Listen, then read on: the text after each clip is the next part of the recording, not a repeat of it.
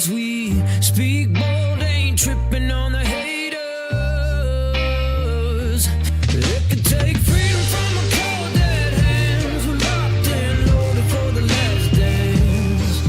'Cause we're the new American gangsters, ready to die for this man.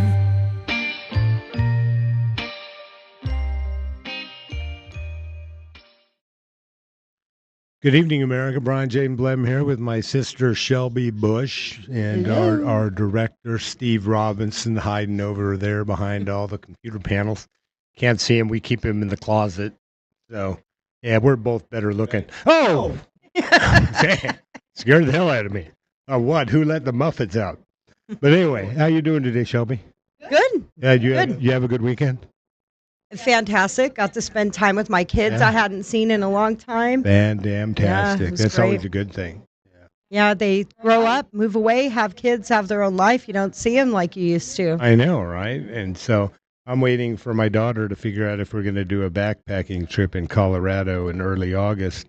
And she's on vacation, and she's out in Colorado, doing 14ers, mountain climbing, and all of that stuff. And, That's they awesome. grow up, they go away, they have their lives.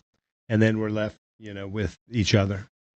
Yeah, and then we just wonder who's going to take care of us when we end up in the nursing home. Well, that's why I got Lincoln, the puppy, right?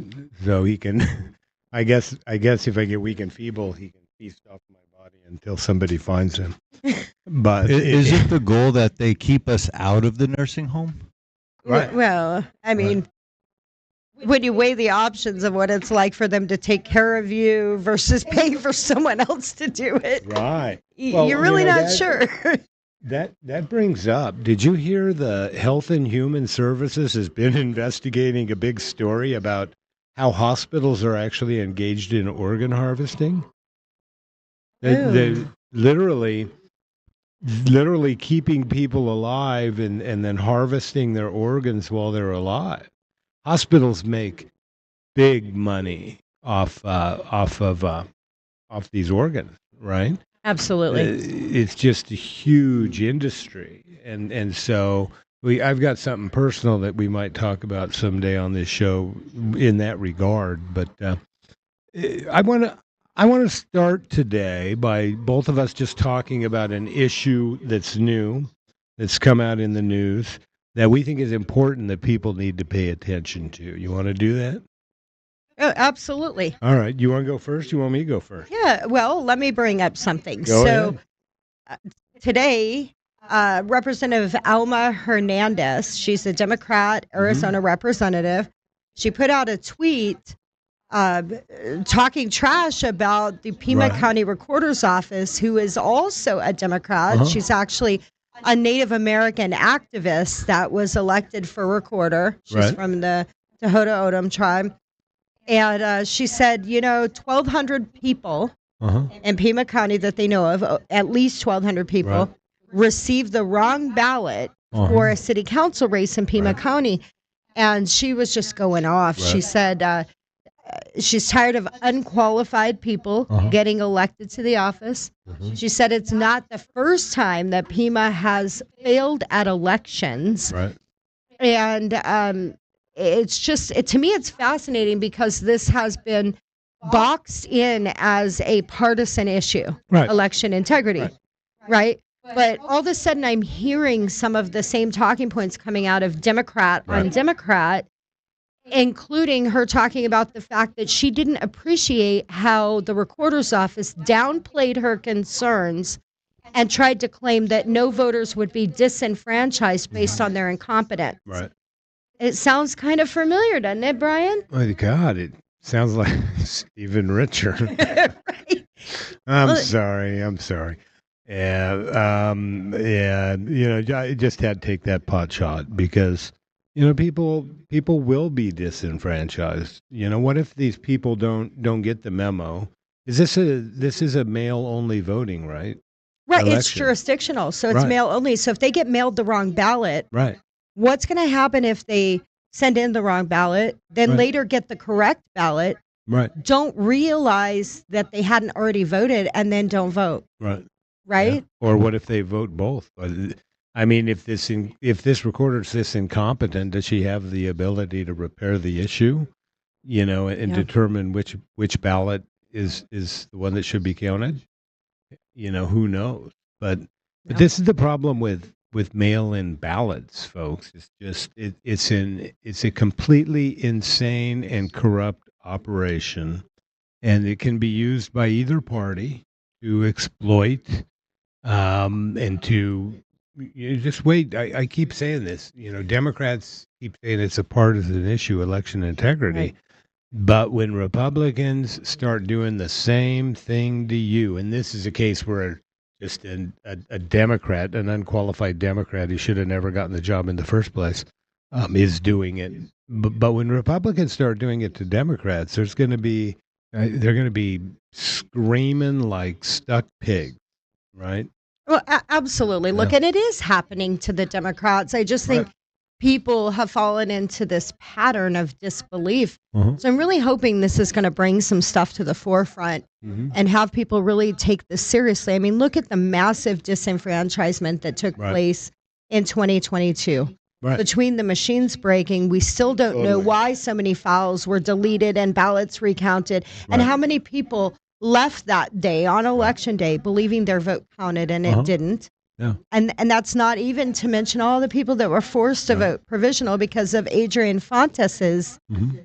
office and the incompetence of the Secretary of State in Right. Service, Arizona. Right. Right. And I love the fact that Alex Culloden is kind of holding Secretary of State Fontes to Oh, the yeah. task on his complete and utter Mhm. disregard for the will of the voter. And that's what this really comes down to, right? And that's what separated Richer and made him really stand out Mhm. is they don't want to be questioned. Right. They literally meet you with disdain and they attack you Right. if you have the audacity to question what they do. And Right. this Democrat Uh-huh. representative, Alma Hernandez, and we have to remember this Mhm. when we have election legislation coming forward, right? She needs to remember this. Mhm. But the whole point is these people have to see what we've been going through and the Right. amount of absolute disdain Mhm. that these officials have for the elected populace. Well, it sounds like they're starting to see it, right? And so, they must have cloned Stephen Richer and put him into this new recorder in Pima County's body. Well, they're all receiving the same training from States United. Oh my Yeah, God! so- States United and Norm Eisen, right? Yeah. Well, we'll have more to say about them later on tonight. But was that all of your little bit? On this particular Oh. topic, yeah. Mine is Chat GTP and all of these new AI programs, right, that enable some, can you say thoughtless computer to do your work for you? Would it be a thoughtless computer if you're asking it to do something for you?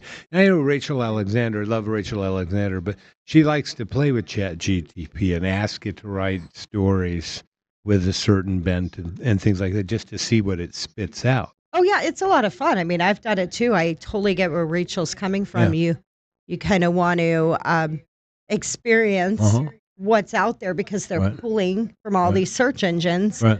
So I do it all the time. I'll say, Uh-huh. write a speech on whatever, some Right. random topic. And you do have to feed it some Right. information to get something back. Right. But for the most part, it does all of the formatting and Right. and most of the thinking. Yeah. Well, and that's the problem as medical science is sort of starting to reveal. There's some guy I believe back east, that has been studying using brain scans, Chat GTP users, and comparing them to non-Chat GTP users. And what it's showing is that these people who rely on Chat GTP and other similar forms of artificial intelligence to do their work for them or to do their thinking for them is that their hippocampus is literally shrinking, and the brain activity that they demonstrate relative to a non-user is just like they're zombies, right? Their brain is not functioning fully, adequately, even where remotely near completely. And the reason I sort of picked this as my issue for today is because, I've taken a bunch of continuing legal education, in the last year, and a lot of them talk about AI and Chat GTP and these other different, platforms that you can have do your work for you. Right. And bars are actually saying, well, yeah, you need to get used to it. You need to start using it because, your clients are going to want you to use it because it'll bring down attorney rates and things of that nature. It won't bring down attorney rates. Attorneys will just find a creative new way to bill, right? Right. Well, Right. yeah, I might use Chat GTP, but instead of billing you $350 an hour, you're going to have to pay me $20,000 a month or something like that, And right? who really knows whether or Right. not they use Chat Right. GPT or not, right? So only they But know that. but the problem is, as bar associations appear to be supporting and pushing these platforms out, if you're an attorney and you use this for your work all the time, you are not benefiting your client one iota because you might have a pretty good brief that some, artificial intelligence system wrote for you. But when you have to go to court and argue that brief, when you have to think, right? When you have to use reason and logic and your brain isn't working because you're stuck using Chat GTP all the time, you have made yourself worthless to your client. Do Right. your own work. Don't rely on these new technologies to do your work for you, because what's ultimately going to happen is if we as attorneys rely on all of this technology to do our work for us, we're going to be out of work. There's going to be no profession of law, right? Well, there won't be any consistency of truth either. Right. I was talking to a guy. I'm helping this national group, Every Legal Vote, and they're building a website, Uh-huh. and it's phenomenal what they're doing. And what they were trying to do is pull in all of the legal cases surrounding election integrity, Right. so that they're kind of housed in one spot, and Mhm. people can go and look at data and lawsuits. And they thought, well, let's try and save some time. So one of the programmers decided to put parameters into AI to research and pull all of these legal cases. And the AI did something, and I'm learning new terminology. It started hallucinating. Yeah. And so the AI actually invented election integrity cases that didn't exist. And then And AI on mushrooms. right. But it does that. Right. If you feed it specific parameters, Mhm. it will actually go out and seek elements Right. and create fake narratives. Right. So what are the odds that that Uh-huh. could happen in Right. something as critical as, the Mhm. legal realm? Right. And then in addition, the other thing that I was learning about AI that I thought was really fascinating is that when you feed stuff into the AI system, Mhm. if you don't have specific settings put in place, all of that intellectual property, Right. so all of your thoughts and everything that you're dumping into the program becomes Mhm. public domain. Right. And if say I put into AI my agenda Right. for all the research we're doing in our legal cases, and then you happen to go onto Right. the same AI and ask questions that align with what I've fed into it, it will Mhm. literally give you my work. Right. So how would that work for, say, an attorney? Well, Ryan? that's very, very hinky, and yeah, I think that raises significant issues for attorneys under the ethical rules because you're potentially giving your clients information away, right? And you're pushing all of your clients' information out into the public domain, and your client might not want that, and so you've got to be really leery about what you're using and how you're using it. You should really ask yourself, why are you using it? Do you think it can do better than you can? I guess a human being just beat AI in chess. Did you know that? I didn't. No, that's Yeah. interesting. Yeah, and so but how long is that going to be the case? and that's one of the real problems. And like you were saying, that it sort of creates these agendas. God, what's that Arnold Schwarzenegger movie? Well, no, where he comes back from the future. Terminator? Terminator, Terminator. right? Yeah. Terminator. As like, they've done studies on AI, and they have found that AI will do everything in its power to avoid being shut down, right? To avoid being, you know, turned off. Skynet. Right. Right. The Skynet. Right. And Skynet does the same thing, right? It protects itself, and it will send people to kill you if you're going to shut off Skynet, right? And it doesn't have those same moral norms as most human beings, probably more consistent with the CIA, right? They have they have no moral norms either, at least many of them. Well, and I think most Yeah. people wouldn't want the CIA in their living room. Right. So, I mean, Right. And it's a good comparison. I got to apologize, because not all CIA agents are bad. What we're learning is that most of this coup that happened was not the result of most rank and file CIA agents, but those, a very select few. And it doesn't matter what industry you're in, right?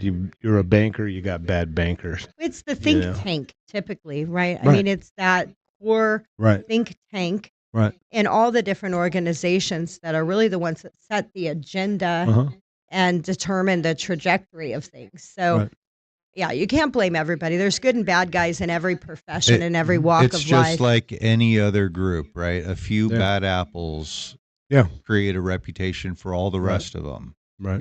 Yeah.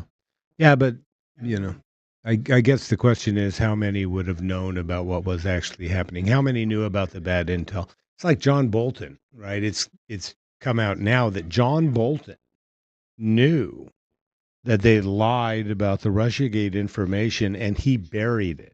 He hid that information from the President of the United States of America.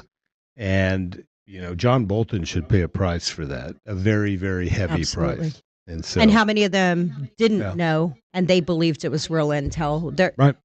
Only thorough investigations are really going to tell us in the end. And I'm glad, once again, shout out to Tulsi.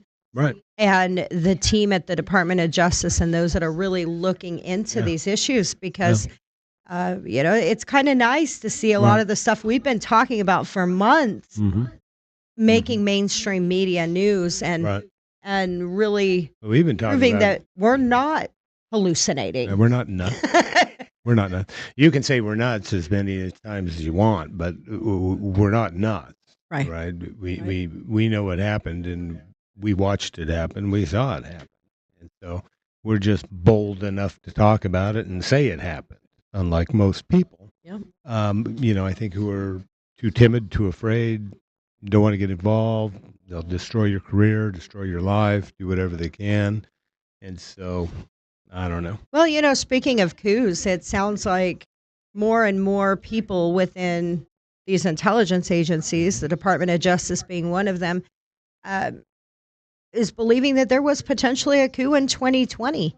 Right. And they've issued letters requesting all 52 USC 20701 records for Alaska, Arizona, Minnesota, Nevada, New Hampshire, New York, Pennsylvania, and Wisconsin, along with the voter rolls. So they want everything. They want information about registration, application, check-in, any records or papers delivered to officers of election for the last two election cycles, anything preserved. And they've also issued a notice of preservation for anything outside of the 2-year or 24-month period. Right.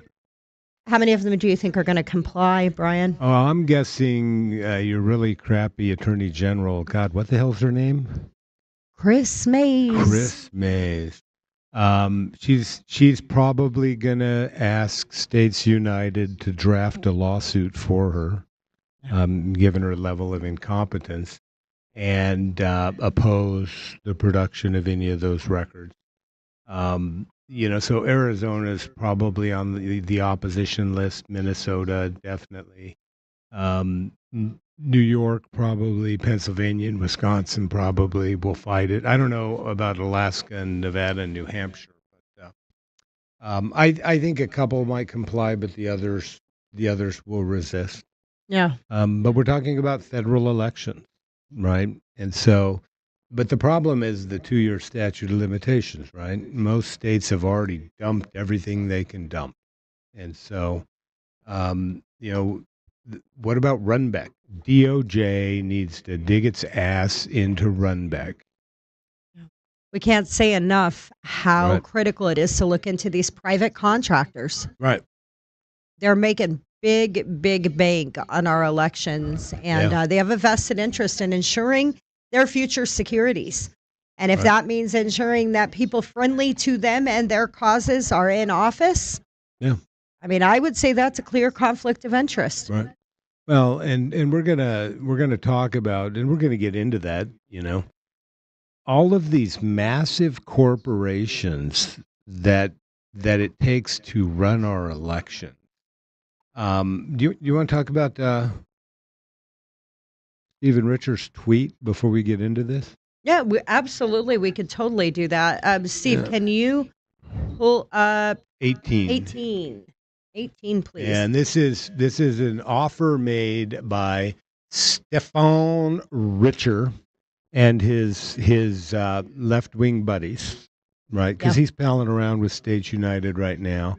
And so the Conservative Agenda for Democracy Fund, right? My guess is the money's coming from States United and some other leftist organizations, but who knows?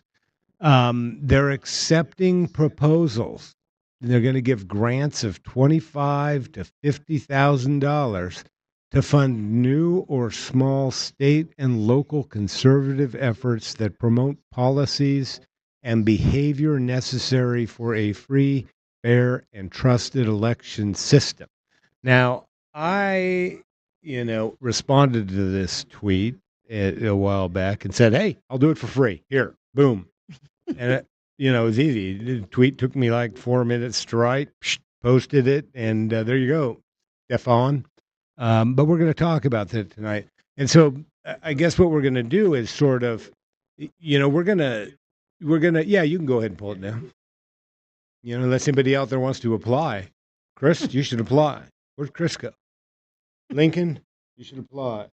But anyway, Lincoln was trying to drive the other day, and it reminded me that Stephen Richards' legs weren't long enough to reach the election pedals, and that's why he drove our elections or your elections in Arizona here off a cliff, right? He should have never been given that driver's license. And so, but I guess what we're going to sort of start talking about right now is we're going to look at the election systems that they have created, right?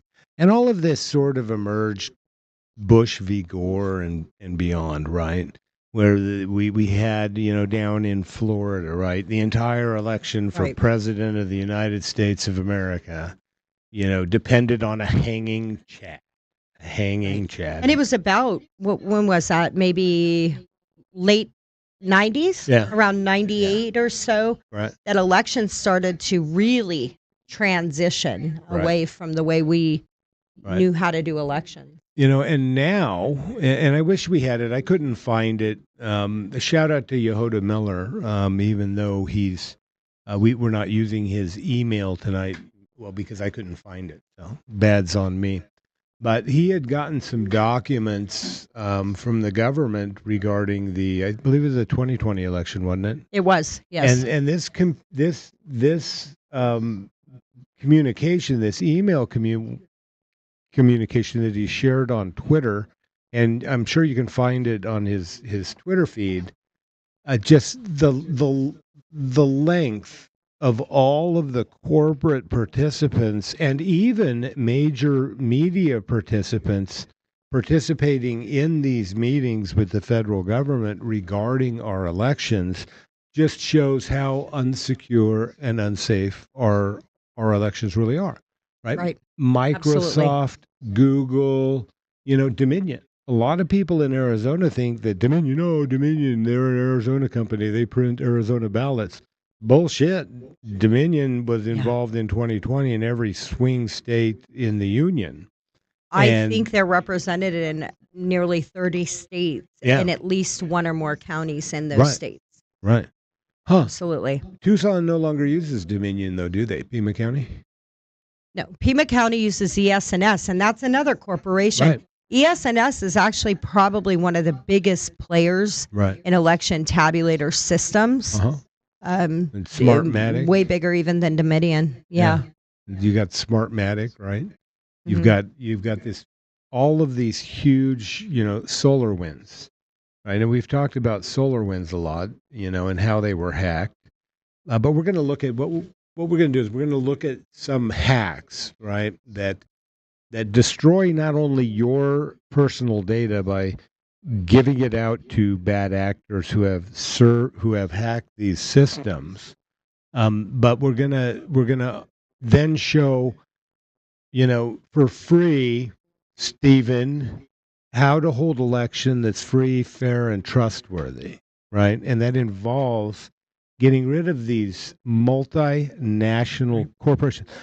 What's a corporation's interests? Is it the same as a voter's? No. No. No, not at all. No.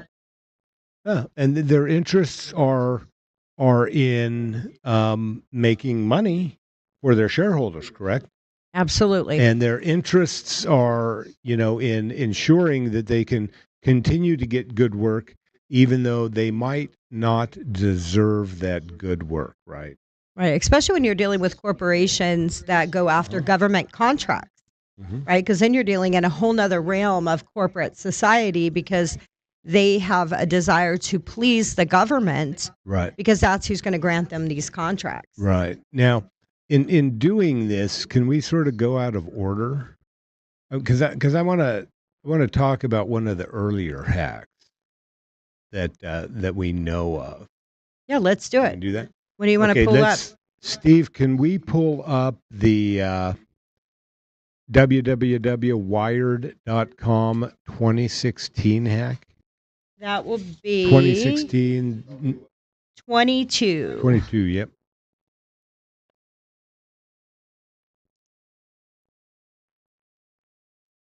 Yes. So this is 2016, Brian. Mm-hmm. Is this the page you're looking for? Politico. Okay, no, that's not it. That's not it.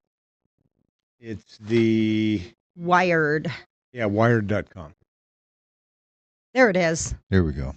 Okay, inside the cyber attack that shocked the U.S. government. Right? This story is April 15, 2015, and so this hack originally occurred. There was an initial hack in March of 2014. Right. And the hack was for the Office of Personnel Management. But it wasn't, let's point out, it wasn't discovered until 2026 and made public. Well, it was discovered in early 2015. They were there. They were in there. It may have been. Yeah, it was discovered, I believe, in March 2015. So it was about a year that these hackers are mucking around in the Office of Personnel Management.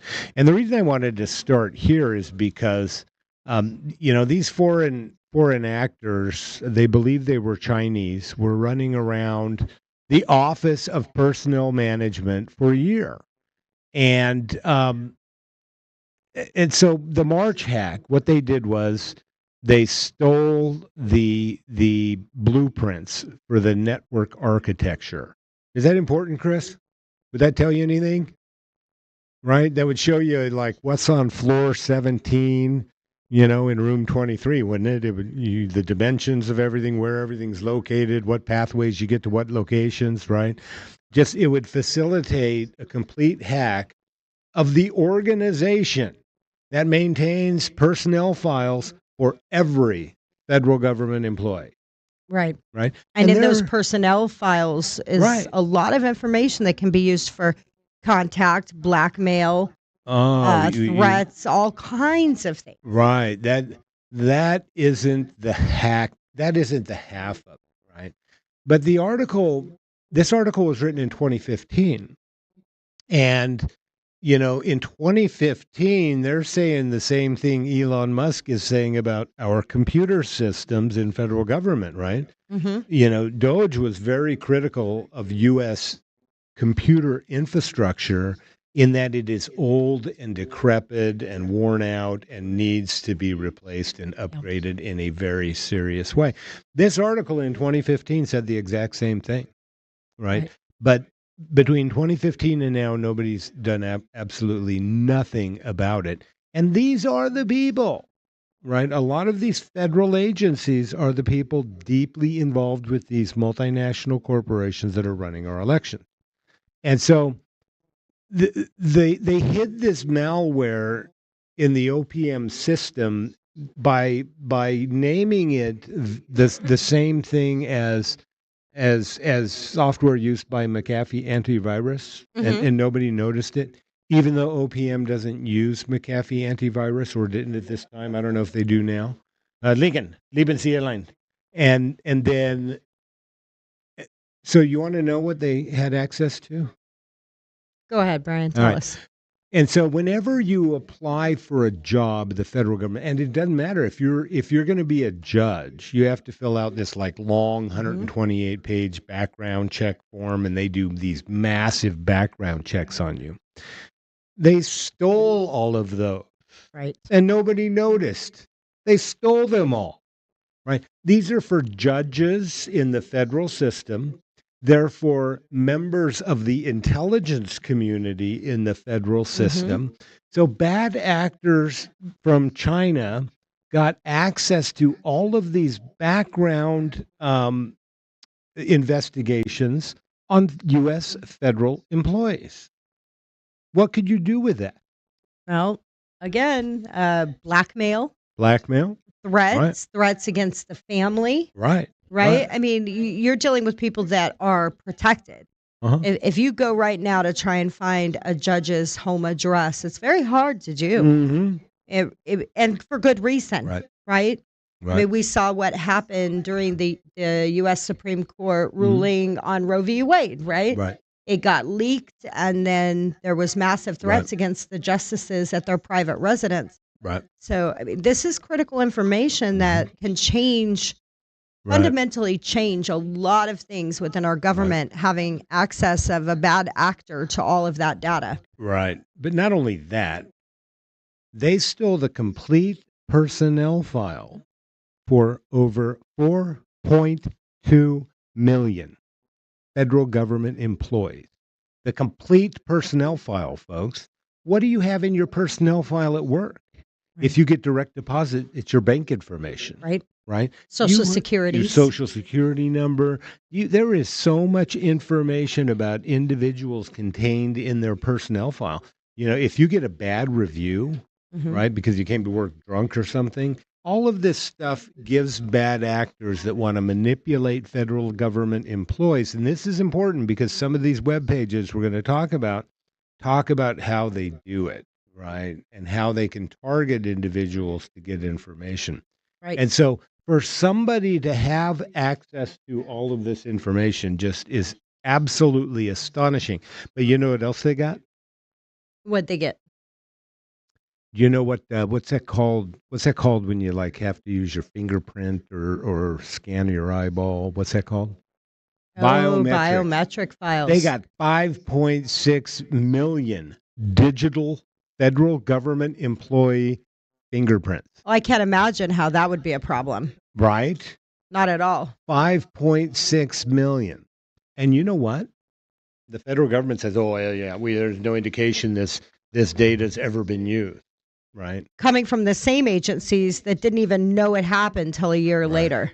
Right. And so they just got a great big broom and they swept it under the rug. And we're going to see that time after time as we go through some of these instances that occurred. We're going to see where it was brushed under the rug. Nothing to see here. Yeah. And so let's, which one do we want to talk about now? Do we want to talk about Oh, 2013. Yeah, the 2013 Adobe hack. Let's talk about that. Yeah. And, Number I'm one, not Steve. sure if Adobe is involved in our elections. Are they? Do you know? Well, it's hard to say. I Zinc. know that Adobe is involved in just about anything that generates or reads reports. It Right. feels like you can't utilize a lot of software without a current version of Adobe. So Right. it would not surprise me Yeah, if there is the a PDF version of software. Adobe Right. used. Right. Yeah. Yeah. And so, in 2013, go ahead and let's pull up number one, Steve. 2013, Adobe was hacked, and the attackers got a list of 153 million username and password. Right? Because they weren't even encrypted. And, Well- and so, Sorry. I'm looking at the last line we highlighted here, and I forgot how absurd it was to see that. More than a decade later, right. there are still attackers trying to get into my account. That's Right. a quote from the guy who wrote this article. So this list has been sold to God only knows how many bad actors who are still using it to perpetuate crimes. And that's one of the biggest dangers in these, right, Brian? Is once they get in, it's really hard to get them out. Very, very, very hard to get them out. In fact, the OPM, was it the OPM hack? The OPM hack, something I forgot to mention. This is funny. It's not funny, but it's just funny. It astounds me. Right? So as they're investigating OPM's system, what do they find?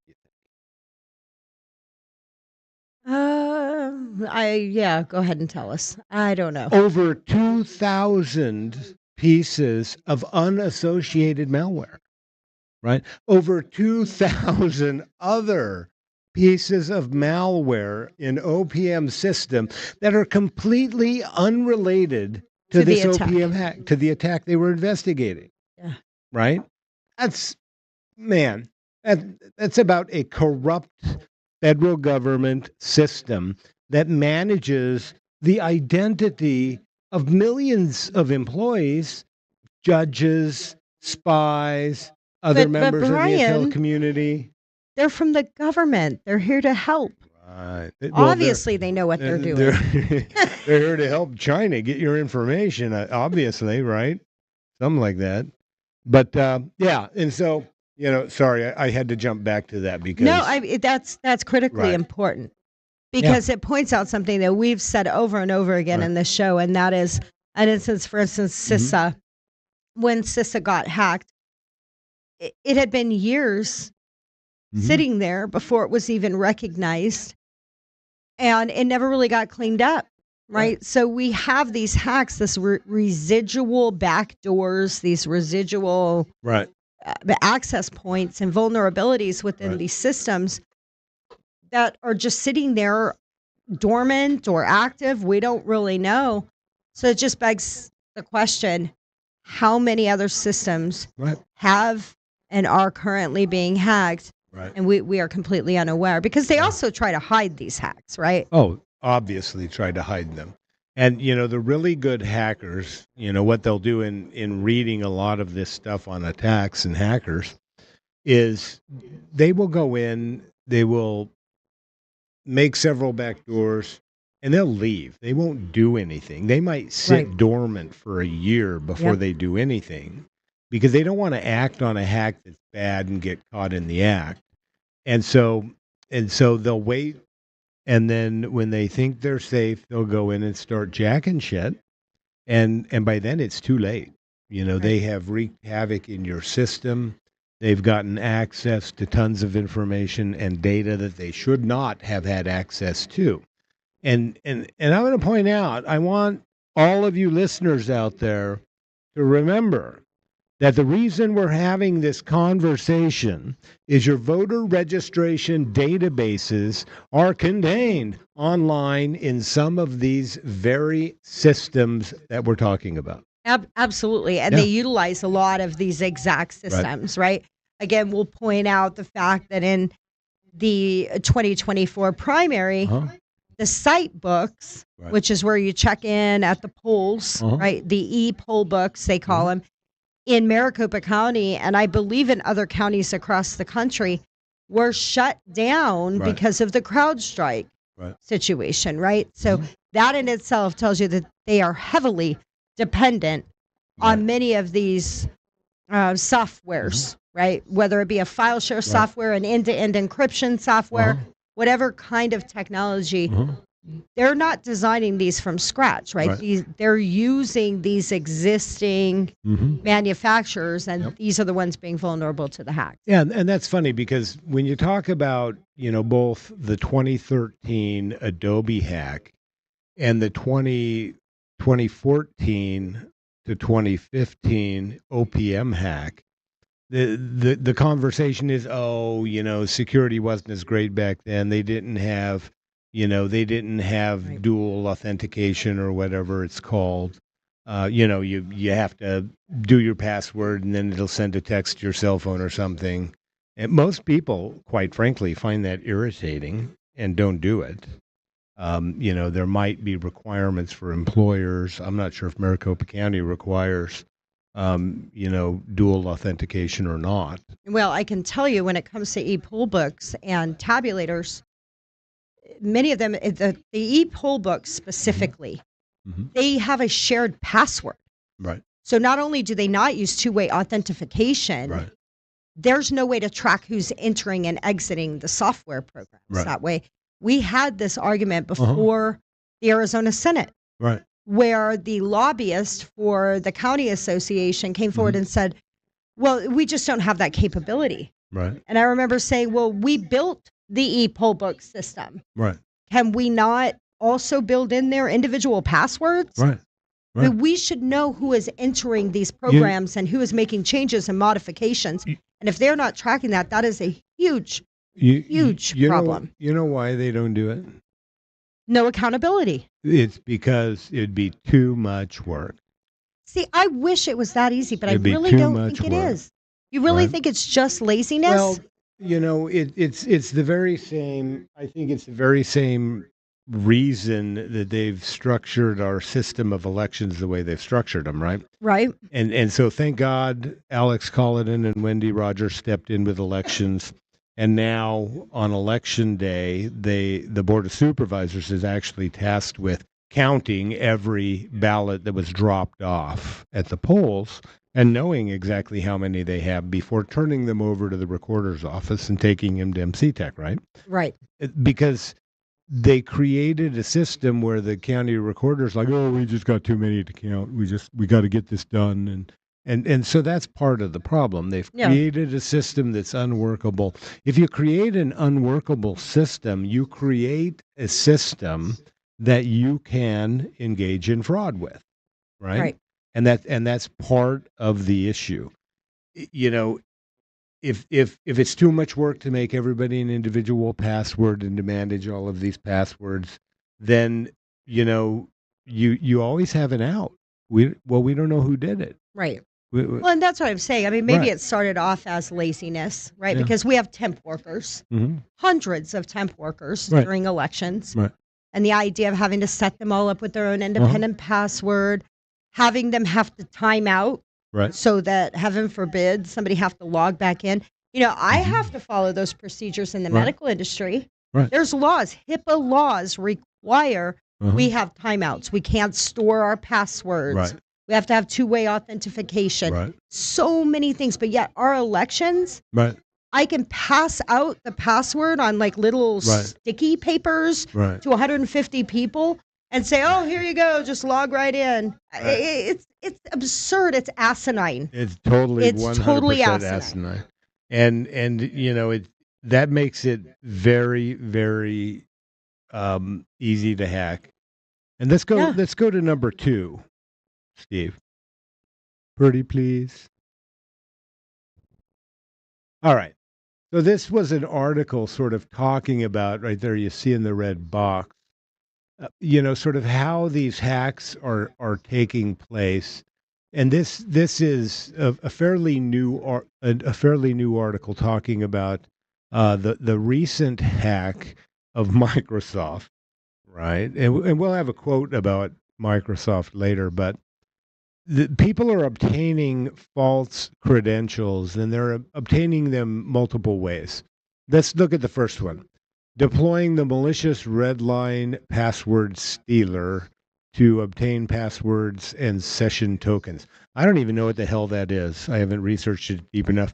Steve or Chris, you guys throw me a bone here? What does that mean? Deploying a malicious red line password stealer. I don't know either. Well, you're It's a technical computer guy. mumbo jumbo. He was eating popcorn. Never just set people up during a show. But that's not the one I want to talk about. Purchasing credentials and session tokens on criminal underground forums, right? These people, if you need cash, what's to stop someone from selling these passwords, right? And Maricopa County had an issue, didn't they, before the 2024 election? Oh, yeah. The digital key fob was stolen to the tabulators. Yeah. And it wasn't just the digital key fob. It was a whole key ring, is my understanding. But the digital key fob to the tabulator was included there. And that was taken. And we actually have that. We won't put it up yet because I think this is too important. But yes, we've had that happen here. Right. And so you get employees who will do this kind of stuff for profit or for whatever this guy's reason is. What reason would you have to steal a key fob other than you were going to give it to somebody that was going to try to get information from it, or I don't know what? Well, Brian, he said he wanted a full-time job. He was just trying to clean the place up. There were too many of those damn keys laying around. Damn, too many keys laying around. You just can't have all these keys laying around. So I'm going to clean them up for you. Right. It's not like he even had to go out of his way to get his hands on it. Right. It was just laying there. Literally, he just grabbed it off the top of something. There's when we were looking at footage, going back and looking through that, there was key fobs everywhere. Right. They were handing them out like candy. And so this is part of the problem, though, right? When we look at this multiplicity of multinational organizations that are involved in the running of our elections, they all involve people. Right. And people are the weak link.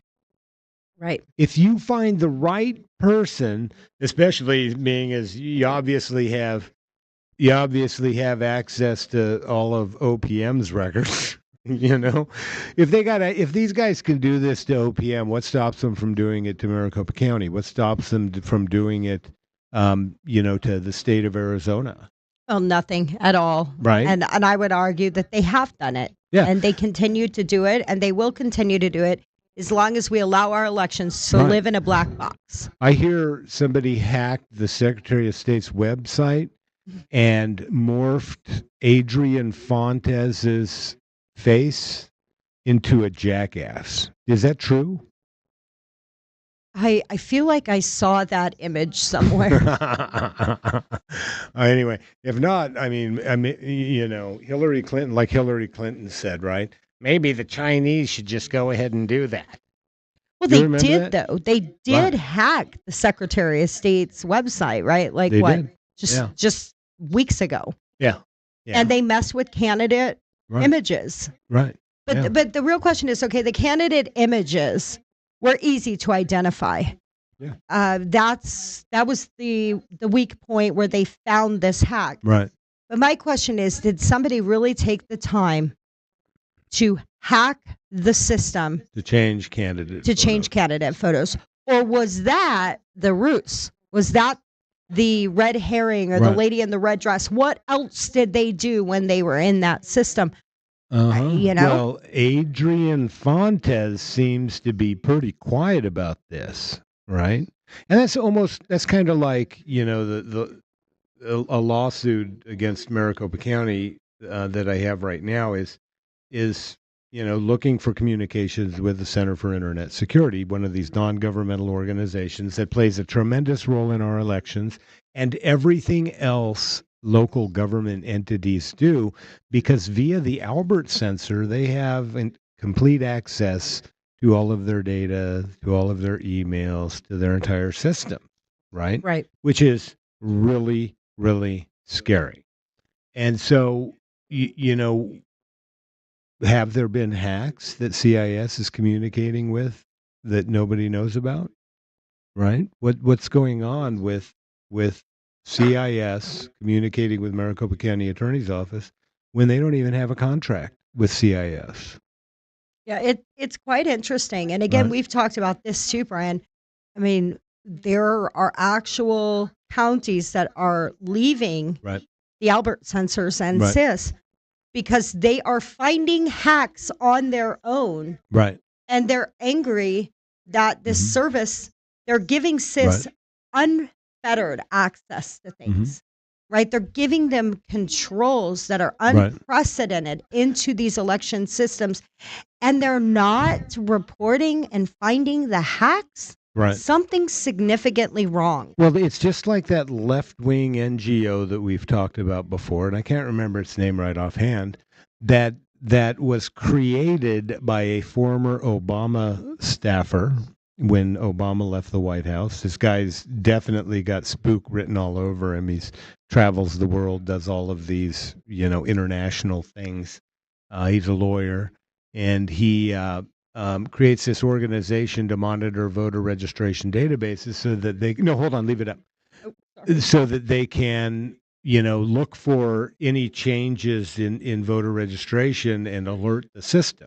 Well, obviously they were asleep at the switch in 2022 because they didn't alert anybody when Right. Arizona's own left-wing run government, right, Secretary of State's office, which works with the motor voter, right, Mhm. was changing Right. predominantly Republican voters registration. But let's go back up because the next one's really important. Paying employees at targeted organizations or suppliers, business partners, for access to credentials and multi-factor authentication approval. Right. Hmm. This is the weak link.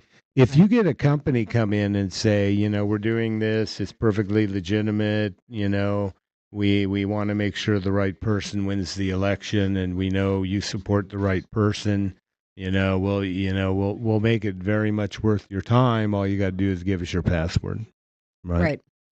And boom, some nefarious actors in the system. And so, that's really, really scary, right? But another thing about the individual is, this one guy that did the Adobe hack that wrote that article, they're trying to get into a system after 10 years. How many people do you think changed their password and their username? Very few. Look, Maricopa Right. County, after the key fob incident, Uh-huh. they decided, okay, just for public appearance, we're going to go through and we're going to Right. re-LNA test, reprogram all of these tabulators. Uh-huh. But we're going to leave the same password. Right. And this same password is the one that's been publicized all over Twitter and all over the election integrity space because it's okay, right? If you find out you've had a security breach, one of the first stinking things you should do is change your username and password. Yep. Yet for some reason, and I have my speculation that it's because they can't change passwords Right. because they're vendor controlled by Dominion, Right. they did not change the passwords after a Right. security breach. So, I'm guilty. I've changed my passwords, but I will tell you, on that note, Brian, how many people use the same username and password for multiple accounts? So if I have your username and password for your Gmail, will it get me into your bank? Will it get me into your private files? I plead the fifth. And the reality is, no matter how many times cybersecurity people tell us as individuals how unsafe that is, people have limited capacity for memory. Right. And so they will reuse and recycle their username and passwords over and over and over again with slight variances. And if they don't, they have this long list written on a, 7.5 by 16-inch yellow piece of paper of a whole bunch of username and passwords that identify what computer each one's for. Or they use Google Password Protector Right. to store all of their usernames and passwords online. Right. And their credit card information. Right. And so, I don't know, multiple credit cards. All right. So let's talk about number 3, an Engadget article. Engadget. Huh.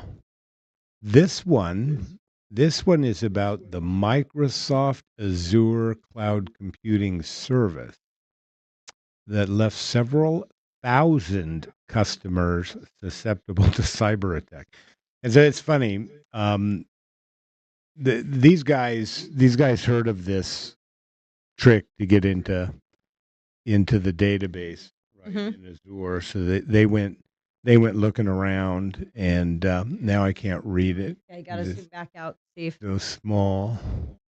My eyes. I have old eyes, Steve. And so these guys gained, as they say, complete unrestricted access to the accounts and databases of thousands of Azure clients. Thousands. Right. We're talking about Fortune 500 companies, folks. Right. Do you know if Maricopa County puts its voter registration database on Azure? Do you know who they use?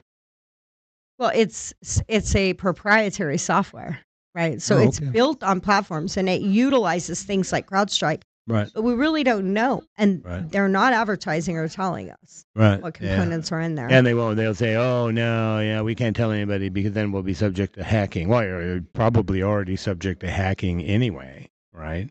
And so, basically, this last red box, the bottom one, says, how did it happen? Well, a series of misconfigurations that created a loophole. Which would allow any user to download, delete, or manipulate a massive collection of commercial databases. Sounds kind of like Service Arizona and the MVD on our voter rolls. As well as read-write access to the underlying architecture of Cosmos database, right? Man, they got access to everything. Right. If you stored your data on Azure, Microsoft Azure, they gave it to the rest of the world. But remember, Brian, there is no evidence that the millions of tabulators being used all across the United States can be hacked. No evidence whatsoever. No evidence. Even though it's funny because they draw a distinction, don't they? Mm-hmm. They like to say, oh, our systems are not on the internet. Right. Right. They're on a end-to-end encrypted VPN. Right. Right?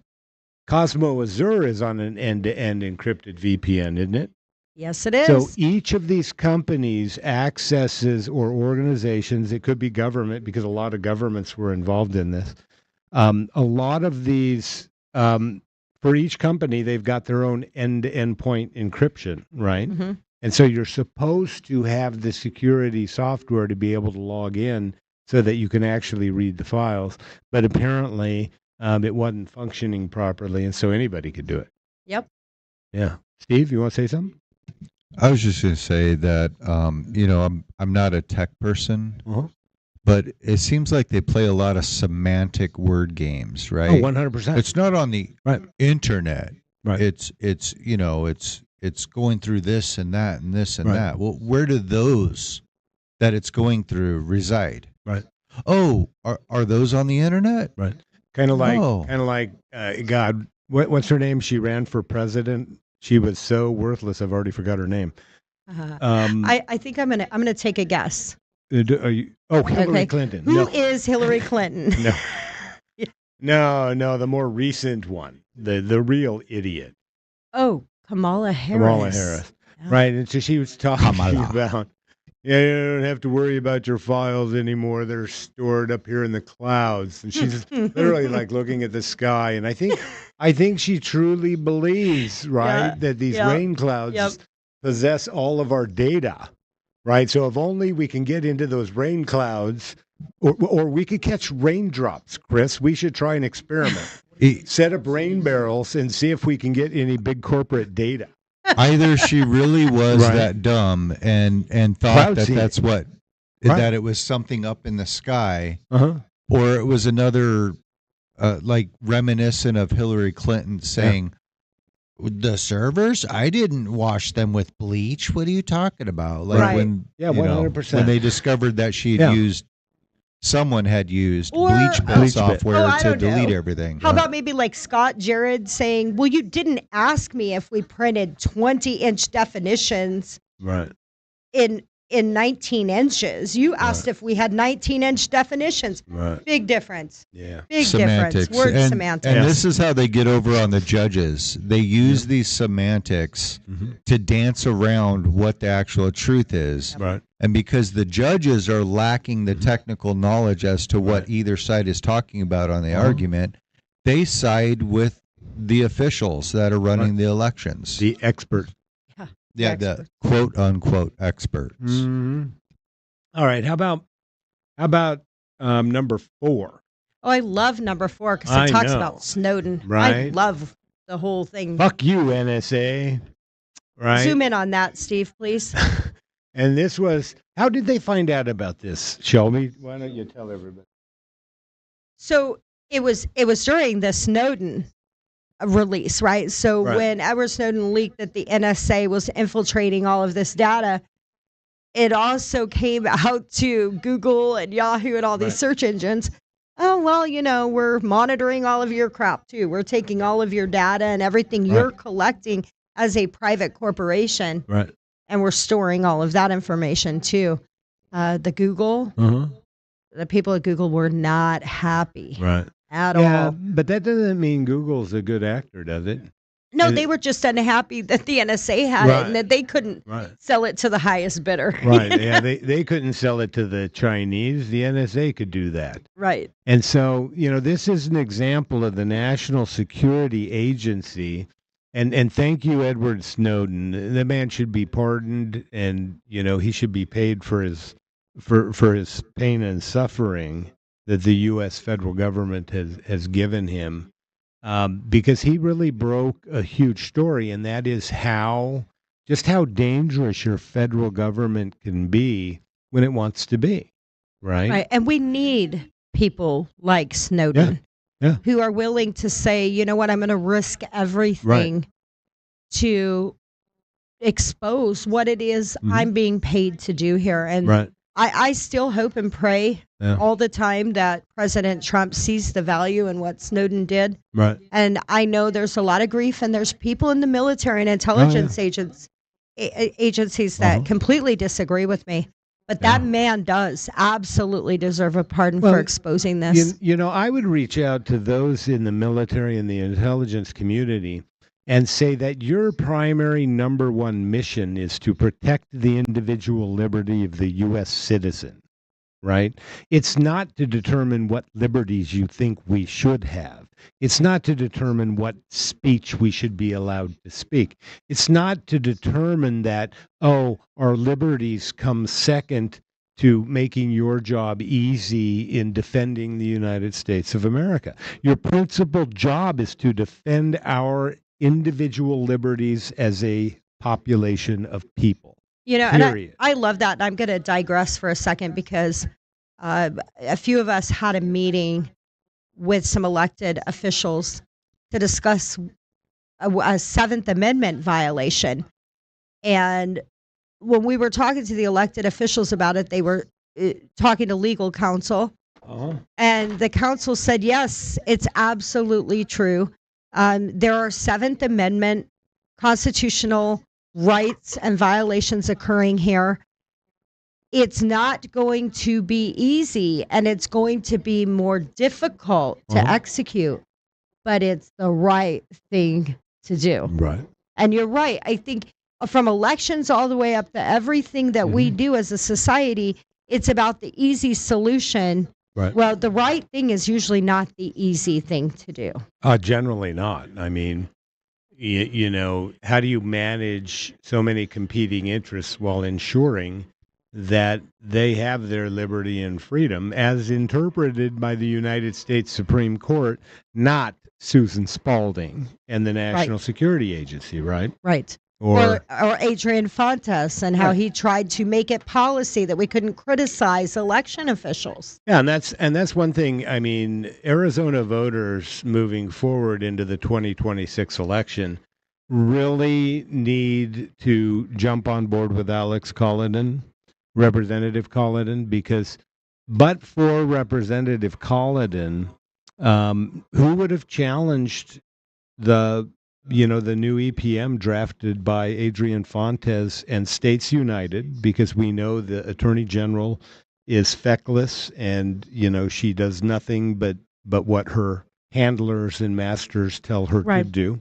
And the checks and balance on the EPM Right. is the Attorney General and the Governor. Right. We have no hope in either of those areas. No, because So we needed this. We all needed our three legislators. branches are essentially States United entities. Yes. Right. So it's essentially drafted. It was probably drafted by States United, and it sought to limit the free speech of Maricopa County or Arizona residents, not just Maricopa County, because Secretary of State is a statewide office.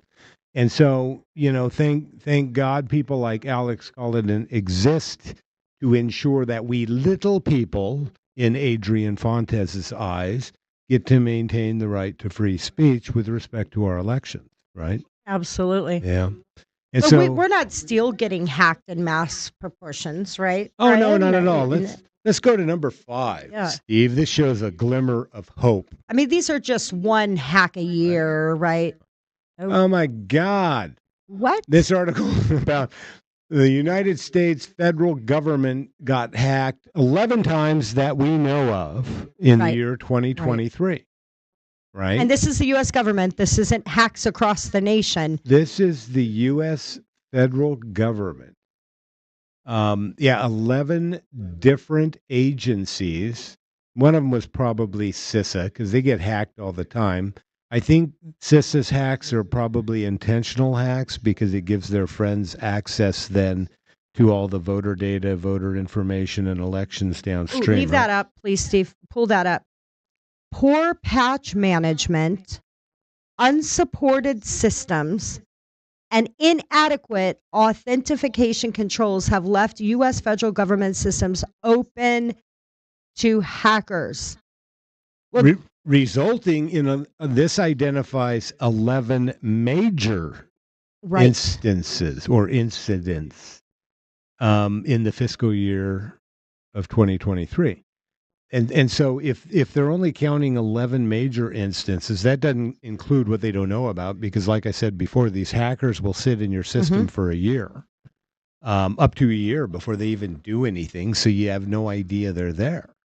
Right. And Or I think somebody was explaining to me, Matt Van Bibber, at one point, I think he was explaining to Steve and I can't remember, maybe Chris, that they can also do passive actions. Mm-hmm.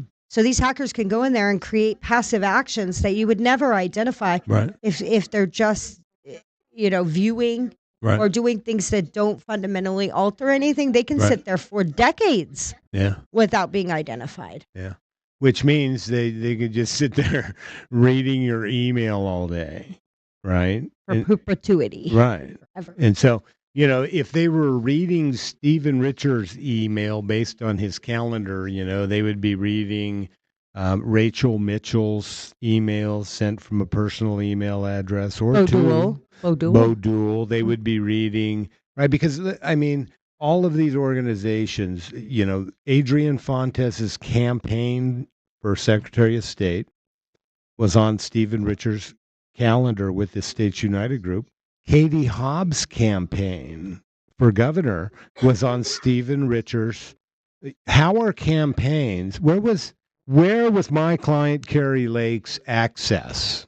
Stephen Richer, you're working with your friends to defeat someone that you don't like, and you're using the institution of government in an unlawful manner to do so.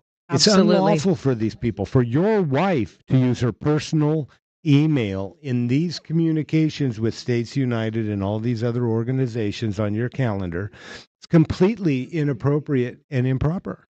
And, Right. with personal email, they just hit delete and they're gone. Yep. Right. So who knows? But anyway, how about 6? Let's talk about the State Department and Google. Okay, zoom that in because wow, I need binoculars. Oh, Google's Threat Intelligence Group and Citizen Lab warn that Russia, state affiliated, this must be in 2020 or something. I don't know. State affiliate hackers use seemingly legitimate U.S. State Department email addresses. Right. So these guys had the ability to create seemingly legitimate State Department email addresses to target very high value individuals with emails and calendar invites, right? And if you accepted a calendar invite, it probably would add something to your calendar and boom, they have access to your system, right? Right. And so this is an attack that involves Google, just to show the United States Department of State. God, I wish I would have saved the date of this hack. This was June of 2025. June of 2025. June, right there, Wow. you'll see it up in the search bar. This article is June 19. Well, that's the 2025, date right? of the article. Well, let's see if we can pull it up. I'll pull it up on my But the date of the hack, hell, it could have been 2 years ago, 3 years ago, before anybody said anything about it.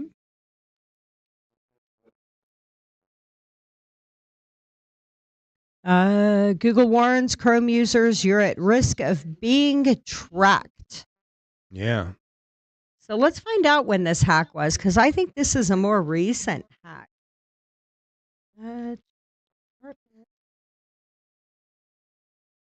Well, yeah. So, your Google Chrome and your Google email. And we were saying earlier that, most people use the same email address. They've got, what are all these? I see all these people pay with shit on their phones, and it takes them forever to log in at the store instead of, just grabbing a 20 or plopping their card down on the machine. Right. But these systems have all of your information, your whole life. Right. How many people lose a phone out there? I wish we could do a sort of phone in survey. How many people lose a cell phone out there and it's like, oh, fuck, what do I do? Okay, so Brian, this is very, very recent.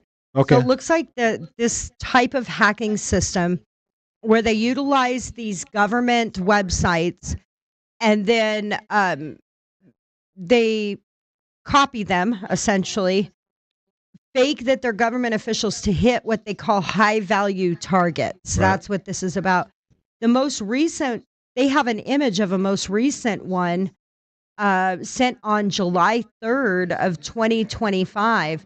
Yeah, let me send this to you, Steve, and let you pull this website up for us. So I was hacked because I work on Russia is the title of this article. I was hacked because I work on Russia, but the same clever new attack could be used against almost anyone.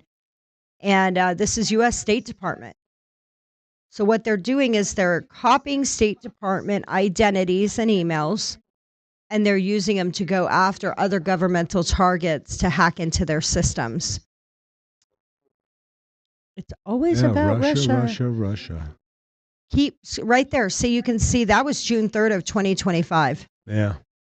So this is an active and ongoing threat. It's a phishing Is that what they call phishing? threat. Huh? Yeah. Huh. All right.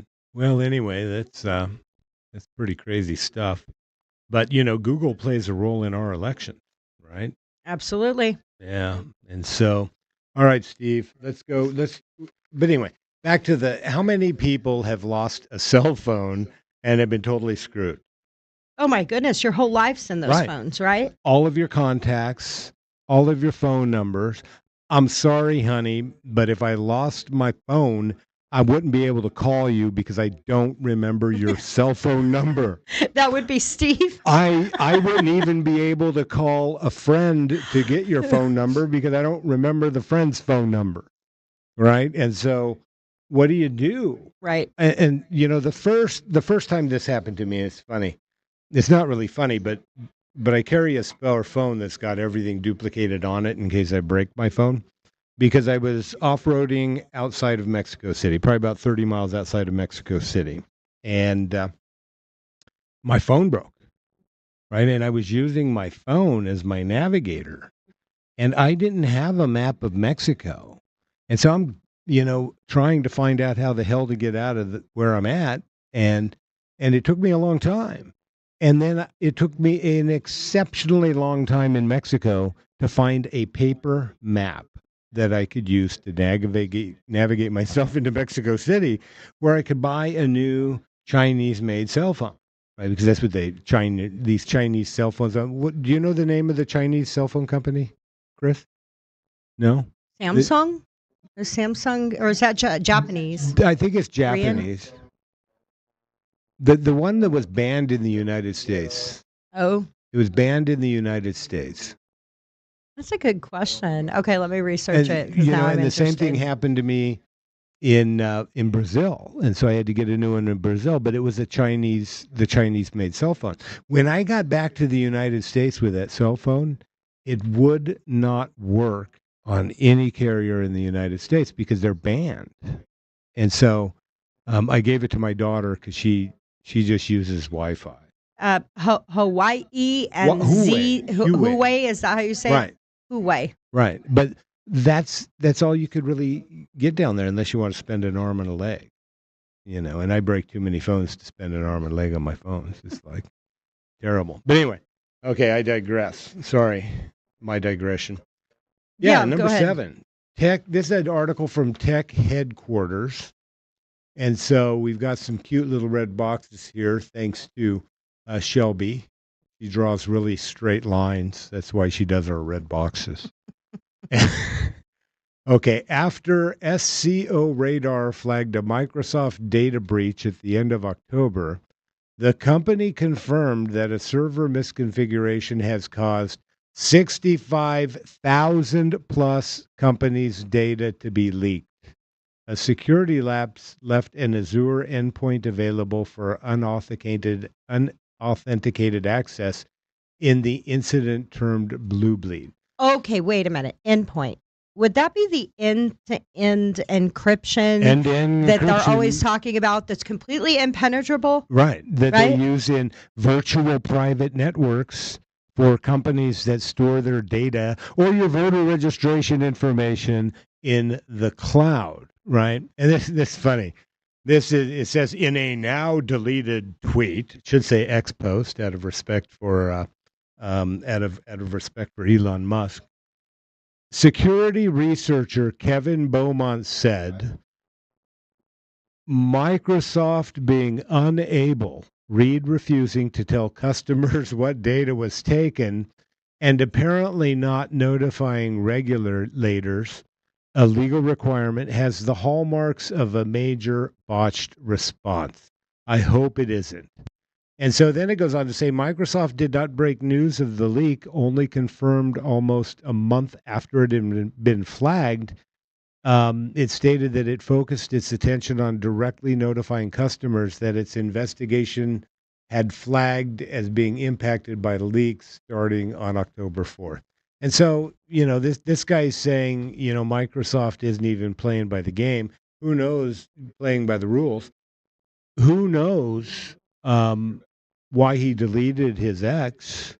But this is Microsoft, a huge player in elections in the United States, Absolutely. right? And they don't even, when they get hacked, they don't even flag it. But 65,000 plus companies. And so one of the articles we just talked about said a lot of companies. Right. This one said 65,000 plus Companies.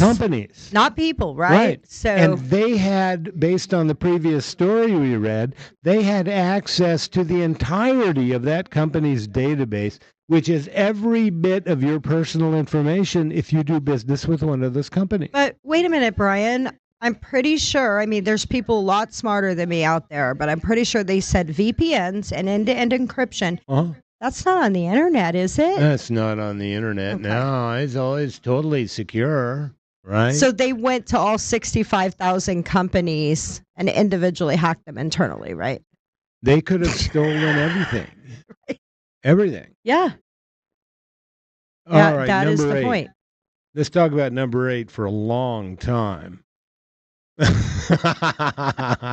Well, we can't talk about 8 for a long time. No, it's very simple. Yeah, Tech Radar. What does that say? Okay, it says when the company investigated a breach, it discovered that the attackers gained access to the Sophos central account using a stolen one-time password. The OTP was taken from the victim's LastPass vault via the Chrome extension it was added. Then attackers used the newly gained access to disable tamper protection and modify various security policies. So it got in, Right. and then it reconfigured everything, allowing new access points. Right. And this is the Microsoft Azure hack, right? Yes, it is. And so they used Google Chrome, right? Because we were just talking about that, weren't we? Yes, that we were. most people store their passwords and stuff in Google Chrome, whatever that's called, the password, whatever thingy. And my technical, Which, by the way, my technical expertise here, Chris, that storage thingy. And I want to point out over and over again, because I think it's super important. So one of the things that I do in my real life is government compliance in the medical industry. Right. It is absolutely a violation of law for a medical practice to allow their employees to store passwords to insurance companies and systems, right? For that reason. You cannot. I used to have to go around the office and go to each of the staff's computers like every couple of weeks and pull down their Google passwords and delete everything, which it didn't make these young people happy in the office, because then they had to write passwords down and remember them. And it was more difficult because we were constantly having to reset passwords and change things. But the law doesn't allow for it. So why do we allow this stuff in other critical infrastructure?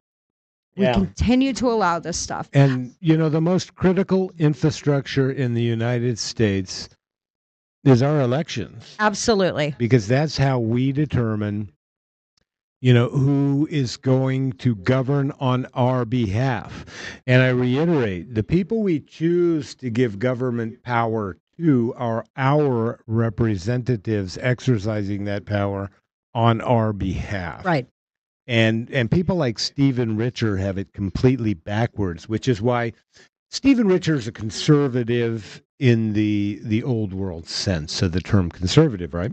I will tell people till I'm blue in the face, I am a classical liberal. And most people know what they mean. Oh, you're a liberal, you're a lefty, you're whatever. Right. And that's not true. But if I'm a classical liberal, right, if you look at the old European systems in the classical old world, right, there was this conflict between, the king or the aristocrats and those people who wanted more access to government, more something along the lines of democracy or representative government. Right. So as you look along this spectrum from dictatorship, you have absolutely zero democracy, right? Because you have one person making the rules, to aristocracy, which is more democracy but for very few people. And then you get to a Republican form of government. And so in the classical sense, I'm more on the Republican side, and Stephen Richer, people like him who want to put duct tape on our mouths, who want to make us beholden to government bureaucrats, right? He is a classical conservative, right? He falls more along that spectrum of the monarchy, right? Or the king or the dictator or whatever you want to say. But I don't know. Well, I mean, he is literally has spoken words, and I don't want to say I'm quoting him because I'll probably misquote this, but something to the effect of paraphrase how he supports the First Amendment, but it certainly makes their life so much harder. Right. So he recognizes the fact that they, as bureaucrats, elected Mm-hmm. officials, whatever, giving us our right to our First Amendment speech Right. is a pain in their ass. Yeah. They get that. And that's the way it's supposed to be. That's the in a system the true- founders designed. right? Absolutely. We have the right to criticize our government. We're supposed to have the right to get government documents and access to government records. And so, that's just the way it goes. Okay, how about 9? And this is from an article written on a website, Wiz.io. Oh, yeah. And so this one's, again, talking about Azure. Azure is supposed to be the worst, biggest hack in history. Did you know that? And this one just goes on to reiterate, these guys went in as well and tried the hack or whatever it was. They gained complete unrestricted access to the accounts and databases of several thousand Microsoft Azure customers, Fortune 500 companies. And what they're being very quiet about is how many government entities they actually were able to hack. But these guys were able to jack massive amounts of data from around the world in near real time. And again, allowing the user Right. to download, delete, and manipulate massive collections of commercial databases. Right. And so if they hacked Facebook, instead of getting, welding advertisements in your Facebook account, don't be surprised if you start getting like panties and bras from Victoria's Secret or something like that. Yeah. Right. I mean, we'll just stop giving this guy welding and we'll give him something else. All right, number 11. Oh, did we didn't do 10? Hacker news.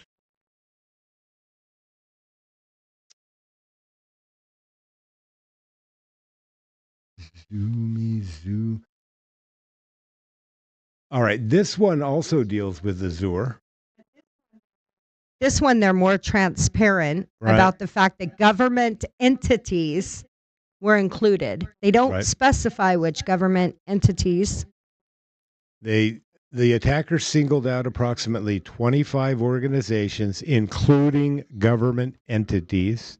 Do you think that maybe Hillary Clinton still has an extra server in her bathroom? Right, because these guys were able to gain unauthorized email access and exfiltrate mailbox data. Your mailbox is like a woman's purse, right? You never, Steve, you agree with me, right? You never go into your wife's purse.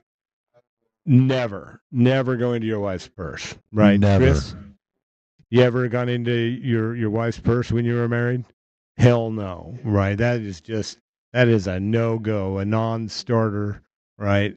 But that should be your email, right? But the company was tipped off about the incident after the U.S. State Department detected anomalous email activity. And so these guys are the Chinese. They were targeting, obviously, one of the targets was the State Department.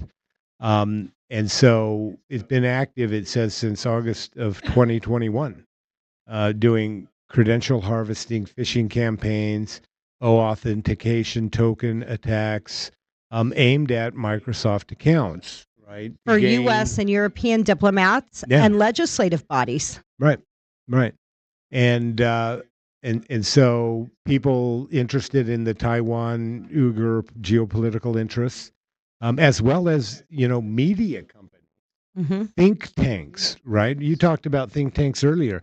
These are the people driving the national security narrative and agenda, right? Absolutely. And so, this was the telecommunications equipment and services providers. This is a huge attack.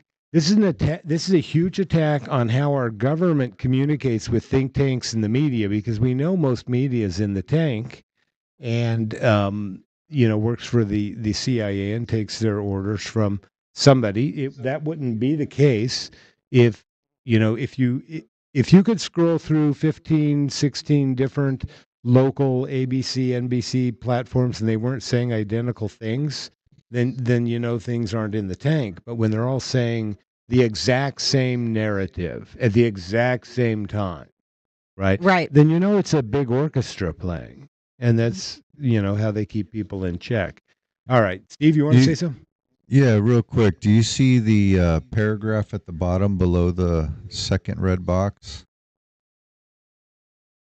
Operates with a high degree of technical tradecraft and operational security, Microsoft said.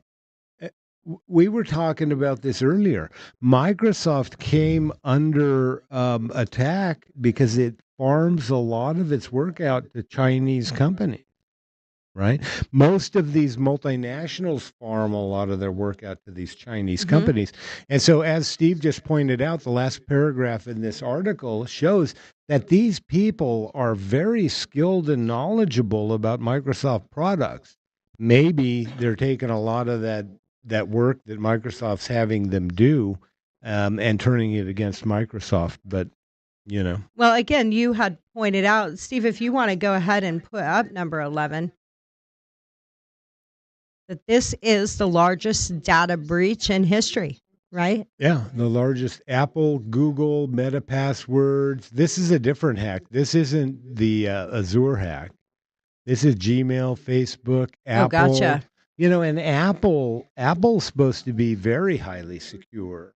So for Apple to get hacked, that's sort of anomalous. But more than 30 databases have been stolen with 16 billion passwords exposed.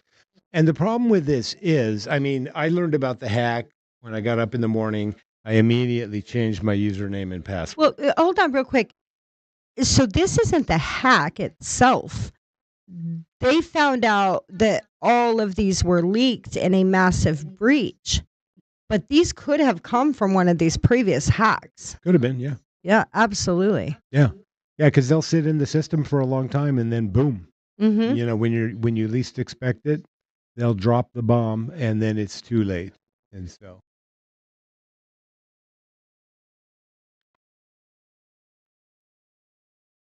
CISA? Yeah.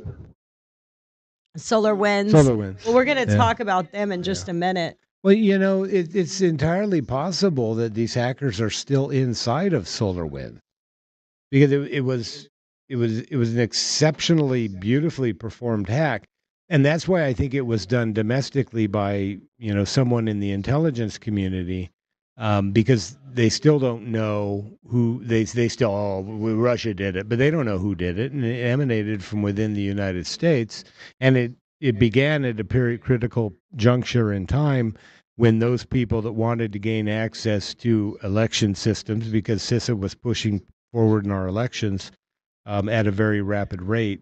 So, okay, 12. Oh, you already got it up. Yeah, so this is a very recent hack. This occurred July 25th of 2025, so this was just a few days ago. This came out at 1 a.m. It was a SharePoint attack that has apparently been ongoing, and they're saying it affects over 4,600 plus compromised attempts across 300 orgs, with the U.S. leading targets. 13.3% of the targets are in the U.S. And these include, as it says, government and critical infrastructure, right? And we know that CISA has designated elections as critical infrastructure. Right. And SharePoint is actually, if I remember correctly, so if somebody has more details on this and they want to send it in to us, it's my understanding that SharePoint is somehow connected to Mesa County, Colorado, and the whole Tina Peters thing. SharePoint has been brought up in regards to the election administration that occurred. Right. And the Excel spreadsheets and the results being changed and altered. Yeah. That was connected somehow to SharePoint. Yeah. Well, I guess the Secretary of State in Colorado, after she prosecuted Tina Peters, decided, to hell with security, because she just posted all the passwords online, right? Nothing happened to her. No. Huge issue, and absolutely nothing happens to her. Absolutely. All right, how about 13? This is CISA getting hacked right here. CISA, this is a lot of federal government agencies getting hacked. Well, this is the big 2020 Right. SolarWinds hack that we're Right. going to talk about here, right? Yeah. All right. The attack, which had gone undetected for months, was first publicly reported on December 13, 2020. Conveniently, it wasn't reported until after what? The 2020 election. U.S. Treasury Department, National Telecommunications and Information Administration, U.S. Department of Commerce. In the following days, more departments and private organizations recorded breaches. The National Security Agency's Cybersecurity and Infrastructure Security Agency was part of the SolarWinds hack, folks. Was part of the SolarWinds hack. They got credentials. They exploited software credentials from at least 3 U.S. firms. All, I believe, play a role in U.S. elections. Correct me if I'm wrong on VMware. But Microsoft, that we've talked about, huge in our elections. SolarWinds, huge because of the Orion software. Now, SolarWinds does other software, don't they? Yeah, and we'll get into that next because that is the Secure U. Right. Well, then let's get into that. And All so right. anyway, Or real quick ServU. at the bottom here,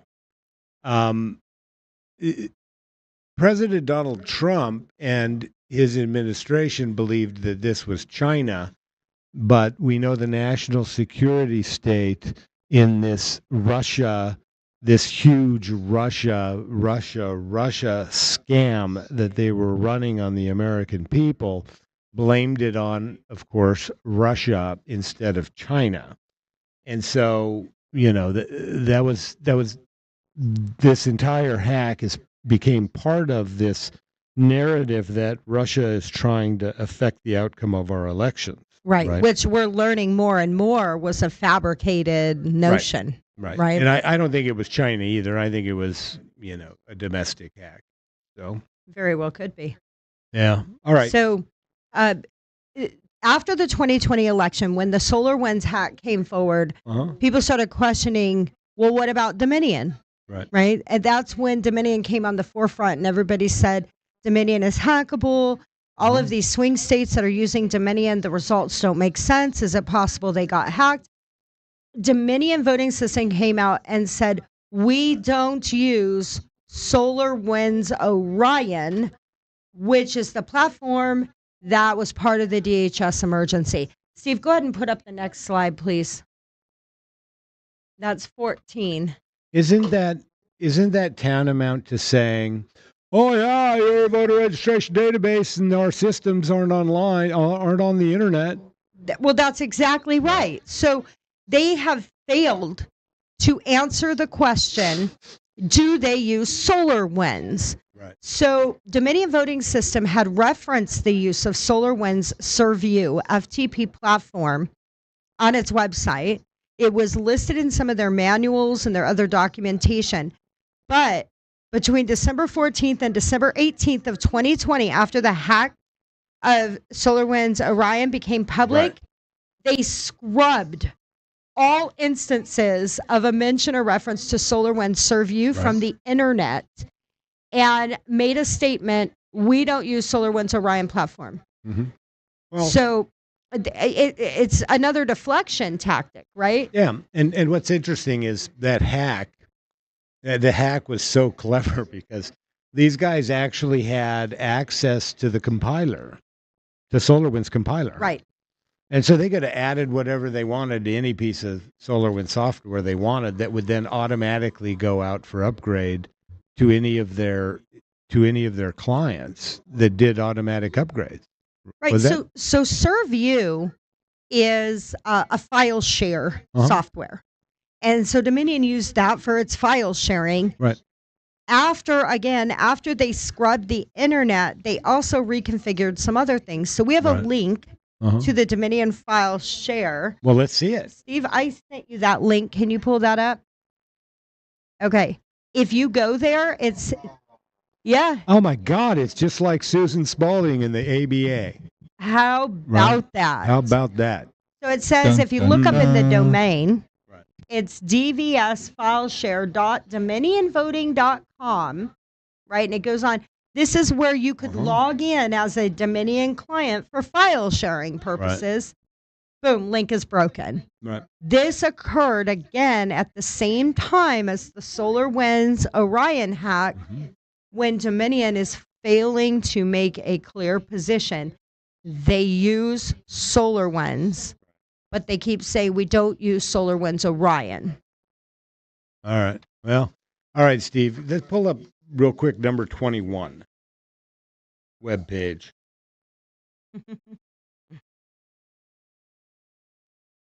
So Keep this is the talking, keep firewall Google data breach, right? Brian, is that the one we're going to look at right here? Well, the one I want is about Microsoft. Yeah, 21 is a website. And this is another Google data breach. Did we this already is look the at 22? timeline. No, we haven't looked at 22 let's either. look at 22. Pull up 22. Well, we already got this one up, so let's look at this one. Oh yeah. These are the timelines of all of these crazy Google hacks.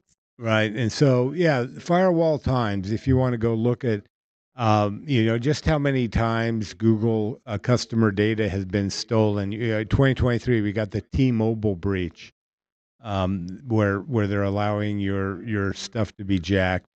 December 2018 exposes 52.5 million users' data, right? July 2018, Gmail snooping. March 2018, 500,000 users' data exposed. November 2016, 1 million Android devices compromised. And, what do you have in terms of a cell phone? You got one or two options, right? Android or Apple. Android or Apple. And they've right? both been compromised. Right. Yep. Yeah. There's another T-Mobile breach. That's two for T-Mobile. Yeah. And so let's go to 22 real quick. It's a web page, yeah. Yeah, it's the Wired. www.wired.com. Yeah, we're going to pull that one up again. Did we already do it? Go all the way to the bottom.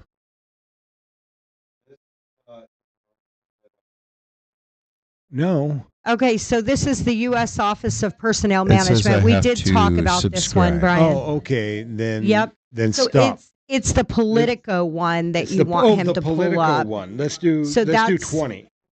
That's 20. The first tab, Steve, the China behind vast global hack. Yeah, go all the way to the bottom. Well, the end of the article, not the bottom where they have all the ads and junky stuff. All right. And so this is funny. I just wanted to read this because this is what Democrats think about Microsoft, or some Democrats in Congress or the Senate think about Microsoft. Senator Ron Wyden, Democrat from Oregon, said government agencies have become dependent on a company that not only doesn't care about security, but is making billions of dollars selling premium cybersecurity services to address the flaws in its products. Well, hold on. Boom. Is he talking about CIS here? Yeah. Yeah, he might as well be talking about CIS and CISA and all these other companies. This is the problem, folks. Democrats even recognize that these major multinational companies, they have concerns that are different than the American voters' concern. They have shareholders that they're accountable to. They're not accountable to the U.S. voter. Right. Go ahead, Steve. You see this last paragraph here? Yeah, go ahead and read that, for the Steve. Democratic lawmakers on the House Homeland Security Committee said that lawmakers on that panel recently requested a briefing from Microsoft and CISA about Microsoft's use of China-based engineers for certain U.S. government systems. Right, and we just talked about that article, didn't we? that said these guys are highly technical and proficient in the Microsoft software, right? So Microsoft are they training the Chinese to hack our systems? Who knows? Here's what's concerning to me. We already have laws in place that critical infrastructure cannot incorporate foreign technology. Right? We've had this argument. Does ESNS, does Dominion, does Hardin or Civic, do these companies utilize any softwares and or technology that is foreign based? Right. CISA, as the leading cyber infrastructure security agency for the federal government, should not be having to be called to a briefing before Homeland Security to discuss foreign involvement in U.S.-based critical infrastructure. Why are we doing this? If CISA is really showing clear oversight, then why are we allowing this foreign technology to be utilized for Department of Homeland Security, for critical infrastructure, for our judges, for our elections? I mean, they talk out both sides of their butt. And what they say, there is no foreign entities, but yet you've got a Democrat legislator saying, let's talk about all of this foreign interest in our technology. And that's part of the problem, folks. And so, what I envisioned this show to be in answering Stephen Richards' call, right? We'll pay you to, give us ideas on how to run free and fair and trustworthy elections. How in the hell do we have a trustworthy election when we got these global multinational corporations whose interests are profits over what the individual voter desires? Right? How do we have trustworthy elections when they're constantly getting hacked? When Democrats themselves are saying Microsoft appears to be a company that develops all this software, gets us addicted to it, and then sells us billions of dollars worth of software to fix all of the problems that we keep getting hacked. Right? Why do we use these companies in our elections? And before we go to CSIS, can we talk a little bit about how Stephen Richer could have run free, fair, and trustworthy elections had he had any desire to do so? Well, look, we got to get back to the basics. Precinct voting, paper poll books, where people show up, they show an ID, they sign in, right? We did this for decades. Centuries. Right. Fill out a paper ballot, one ballot, one person on election day. Right. And then we hand count. At the precinct level.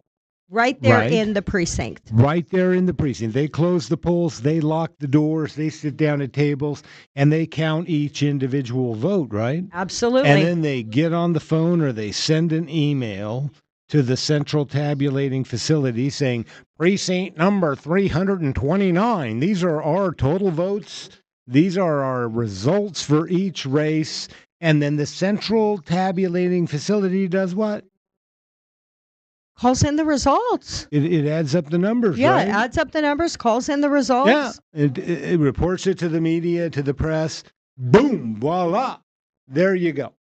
Yeah, and it's funny. We kind of made a joke, but we've been demoing this hand count method that we all created as We the People with Mark Cook and Hand Count Roadshow. And we've been demoing this process in multiple places and in front of election officials who are now paying attention to the hand count. Well, we have a video, don't we? We do. We did a demonstration in Las Vegas. And one of the fun things about this is there was a youth pastor who brought his kids to learn about elections and government. It was a civics lesson for them. And we taught them how to hand count in a 5-minute demonstration. and they counted the ballots. So, Can we Steve, can you watch? play that video for us, please? 23? Yeah, it would be number 23 is the video. Yeah. I mean, these are 12-year-olds to 17-year-olds. And you hear people like Stephen Richer and Adrian Fontes talk about it all the time. We can't find enough people to do these hand counts. But you're talking about what, 12-year-olds to 17-year-olds? Absolutely. Yeah, these were kids. My God. Wouldn't it be a beautiful thing if we designated Election Day a national holiday? Right. And then we could get all of these students involved, and it would be a huge civics process, right?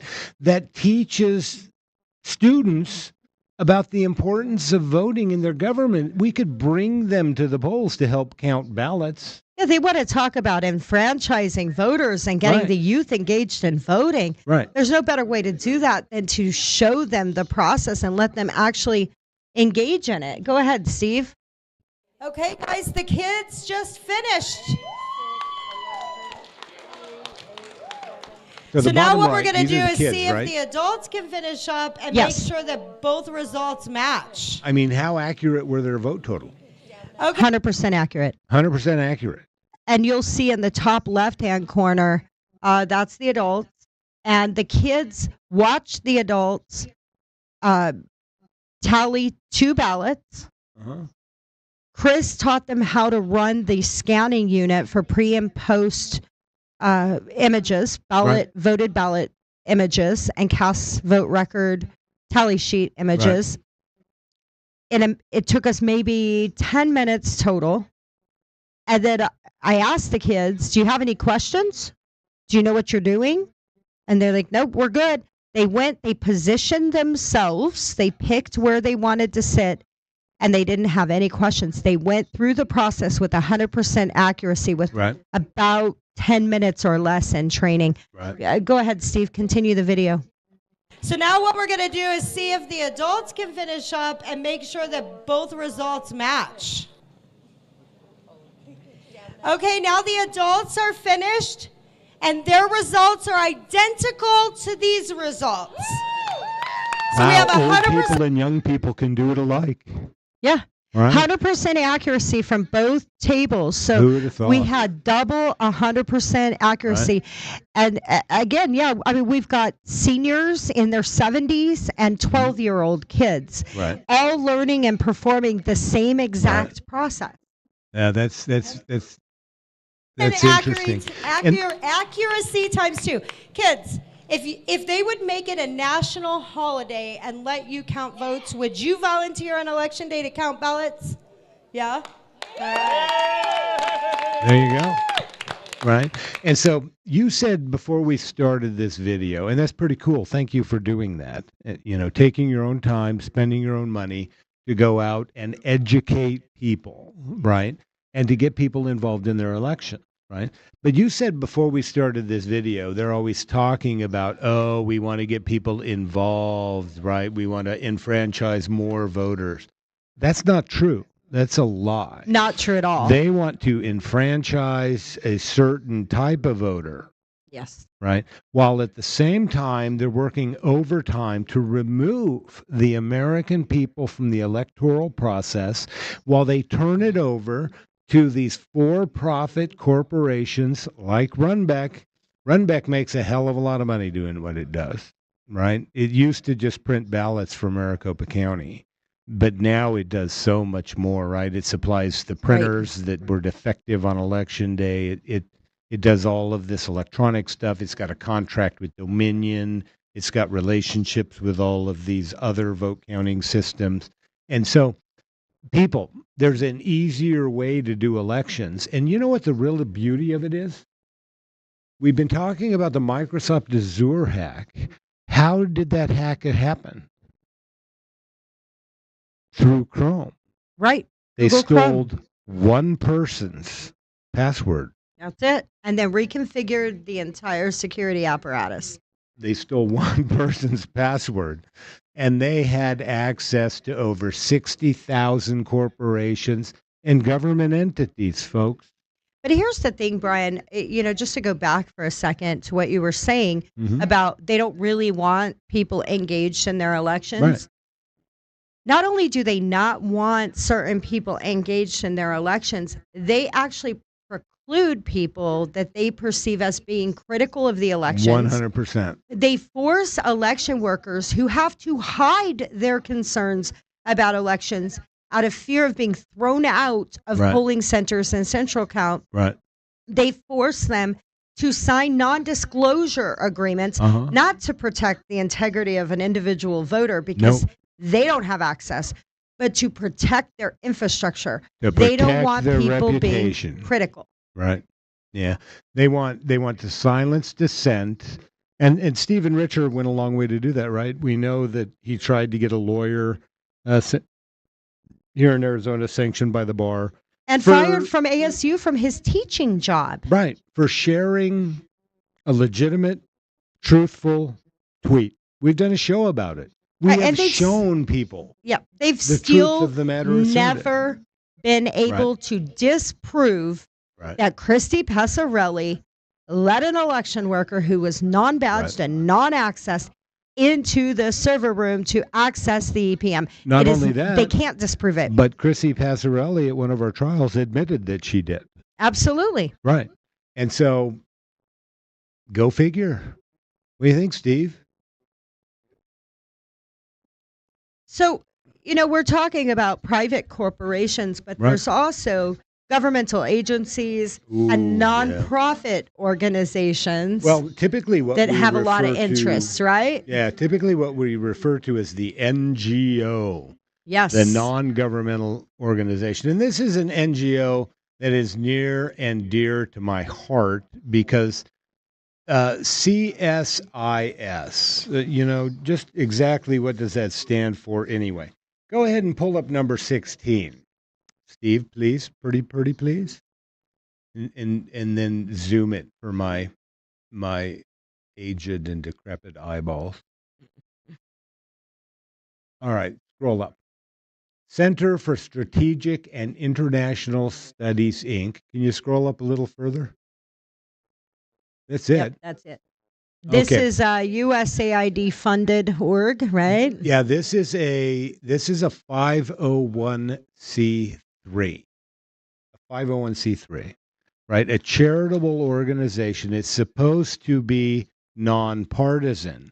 But this is where Susan Spalding and Elizabeth Reiskopf Parker, when they left the NSA, went to work, right? This is, the national security state, these spooks, Right. changing their clothes to go into the private sector. And not to be confused with, we have CISA, CISA, we have CIS, Right. CIS, Yeah. and this is CSIS. And then there's also the CIA. And many of these players are very interchangeable. Is that correct, Brian? 100% interchangeable, right? But this is 2024 year-ended revenues and stuff. And look at this. So they get non-federal grants, contributions, $22.5+ million in contributions. Federal grants and contracts, 1.6+ million. Foreign government grants and contracts, 3 million. And I'm sorry, I think I read. Yeah, you read that wrong. It's I did. non-federal grants Yeah. are 1.6. Federal grants are nearly $10 million. Right. But they're getting over $3 million in this 2024 period of foreign government grants and contracts. That's over $3 million. This is an organization. It's obviously it's a multinational 501c3, right? Doesn't necessarily have American voters' interests at heart. Right. And this is where our spooks went to sell the Russia collusion narrative on the U.S. judicial system. Yes, it is. It's also the agency that assisted in the censorship of election denialism or Election anybody who was denialism. critical of the elections. Right. And so, if I were somebody in the Trump administration's Internal Revenue Service, I would take a very hard look at CSIS, and I would take a long, hard look at Susan Spalding and Elizabeth Reiskopf Parker, and find out if they were pushing this Russia narrative in an effort to, yes, that's fine. You can take it down, Steve. Thank you.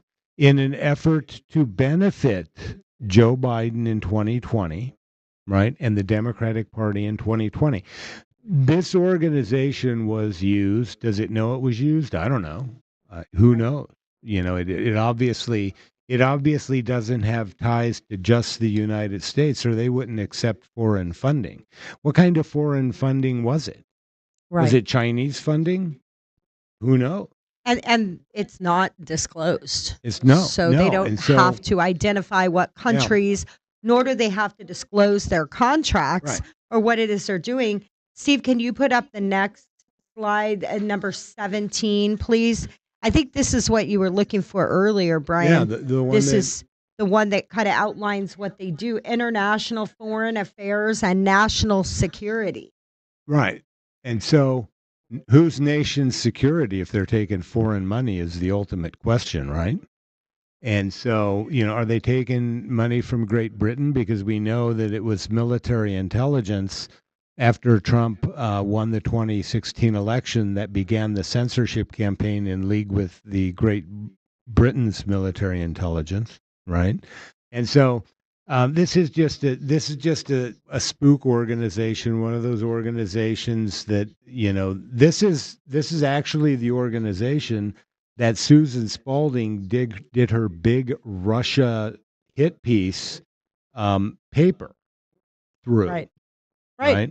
And so, what state bars also should take a look at is lawyers. She's a lawyer. Elizabeth Reiskopf Parker's a lawyer. They're both very active, or at least were, in the American Bar Association. Last time we checked, we weren't able to pull down, her Russia narrative videos. Go figure, kind of like Dominion and that software, right? Just can't find it anymore. Just poof, Gone. it's Poof, gone. It's gone.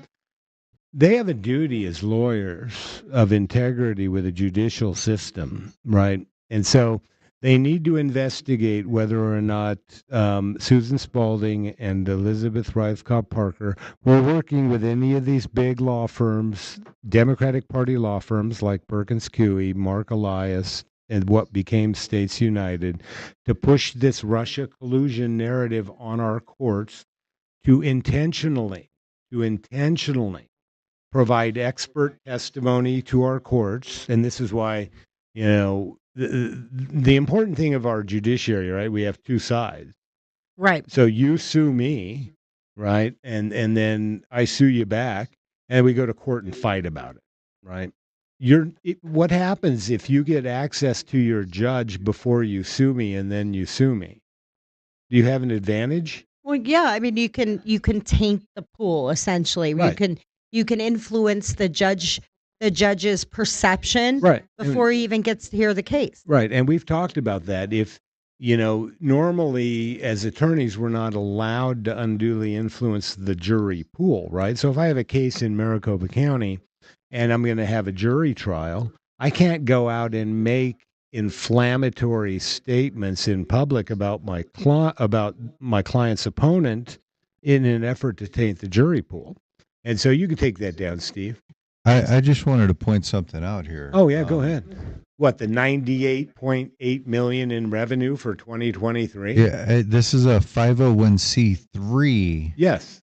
And they're pulling a profit of nearly $100 million in 2023. Well, not a profit. That's total revenue. They do have $55 million in almost $56 million in expenses for 2023. Okay. And so, it's like, and then we still 45 million. Yeah, absolutely. And then we talked about, Susan Spalding when she came out here to educate our judges, right? Here she's negotiating with the Arizona judiciary, works for this very wealthy, internationally funded non-governmental organization. And we're paying her to come out and speak. Right. And she's saying, well, I usually take this much for a speaking fee. And and she works for this bloody well wealthy company. But my investigation has been about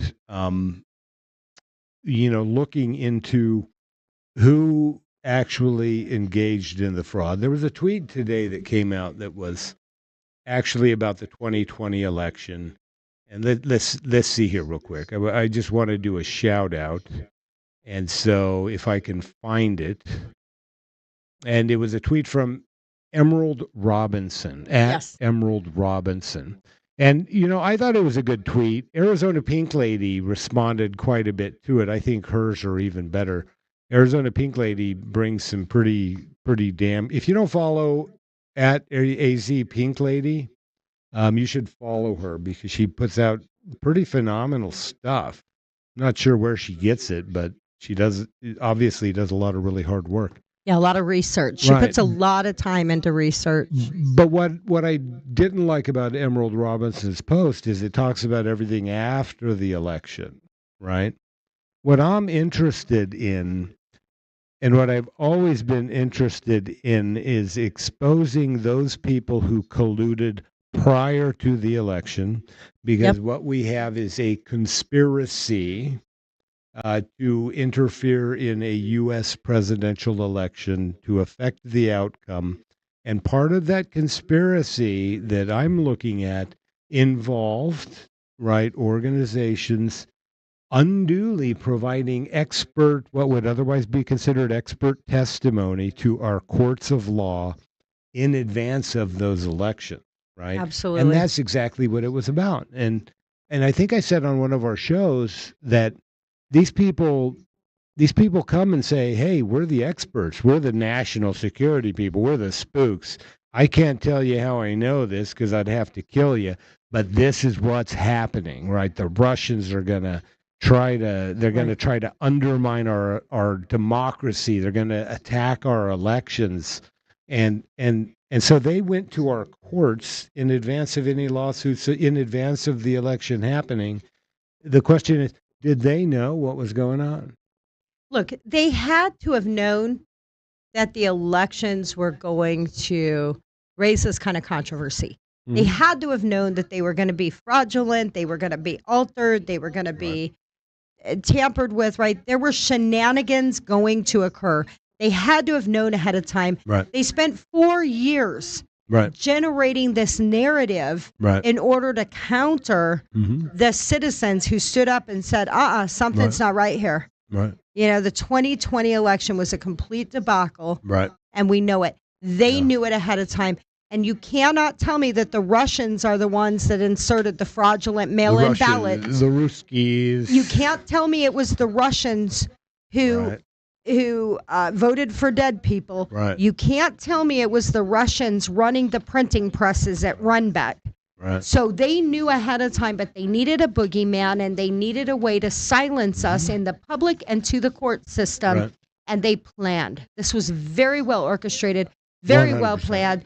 I think 100%. to me, it's akin to what Tulsi, when she talks about the Russian narrative that was built under the Obama administration, is very akin to that, in that I think it was an absolute treasonous coup against our country, and they knew it, and they laid the foundation to try and prevent being discovered. And part of that narrative was, and I've said this very publicly, and a lot of people won't have me on their shows because I believe this, that the case is brought on behalf of the Trump electors. I believe that it was the national security state that fed a lot of that information to, oh God, what's her name? Chris Mays. No, not Chris Mays. Oh, sorry, I'm the trained. woman who brought the electors' cases after the 2020 elections. Oh, yeah. Oh God, it's not Sigourney Weaver. Sorry, Sigourney Weaver. That one, the woman. Yeah. Whoever that was. But, and I've said this publicly, she either wanted so badly to get into Trump's good graces that she would believe anything, or she was pissed off at Trump for firing her, Sidney Powell. That's right, So Sidney she Powell. wanted to stab him in the back. But I believe they fed these cases to her because they knew they would lose. And, you mix a lot of shit with some truth. and you still have a bag of shit. It's classic CIA tactics. Right. Bury the truth And by then, putting it out in the open and Right. covering it in shit. and that gives Mark Elias then cover to go out and say, "Oh yeah, we defeated all these claims in court." Even though none of the claims were actually heard in court. Right. Right. Right. So, Well, thanks for joining us. Do you have any final thoughts before we wrap up, or was any that? final thought? Yeah, there's an easier and better way to do our elections that energizes our citizens, that gets kids involved in civic education and participating in elections so that they become voters in the future. We need to jump on this, and we need to jump on this now. And so if you're watching Trump administration, maybe you can issue an executive order or get Congress to take action to say, hey, this is what we need to do with all federal elections. Yeah, we have to get rid of the black boxes in our elections. We Yep. have to stop using overly complex, hackable technology Right. to deal with our elections. We are a people-powered nation. We need to remain a people-powered nation. And with something as critical as our elections, this massive critical infrastructure, Right. there's no other way Right. but precincts level, Mhm. hand count, paper ballots. We need to eliminate mail-in ballots, absolutely. And Right. and I agree. President Trump, right now, you are our hope to finally fix this election system. And I hope that you and your administration take this so very seriously. Yeah, because what we have right now is far worse than a hanging Chad. Right? Absolutely. So, and with that, peace. Peace. Have a good night.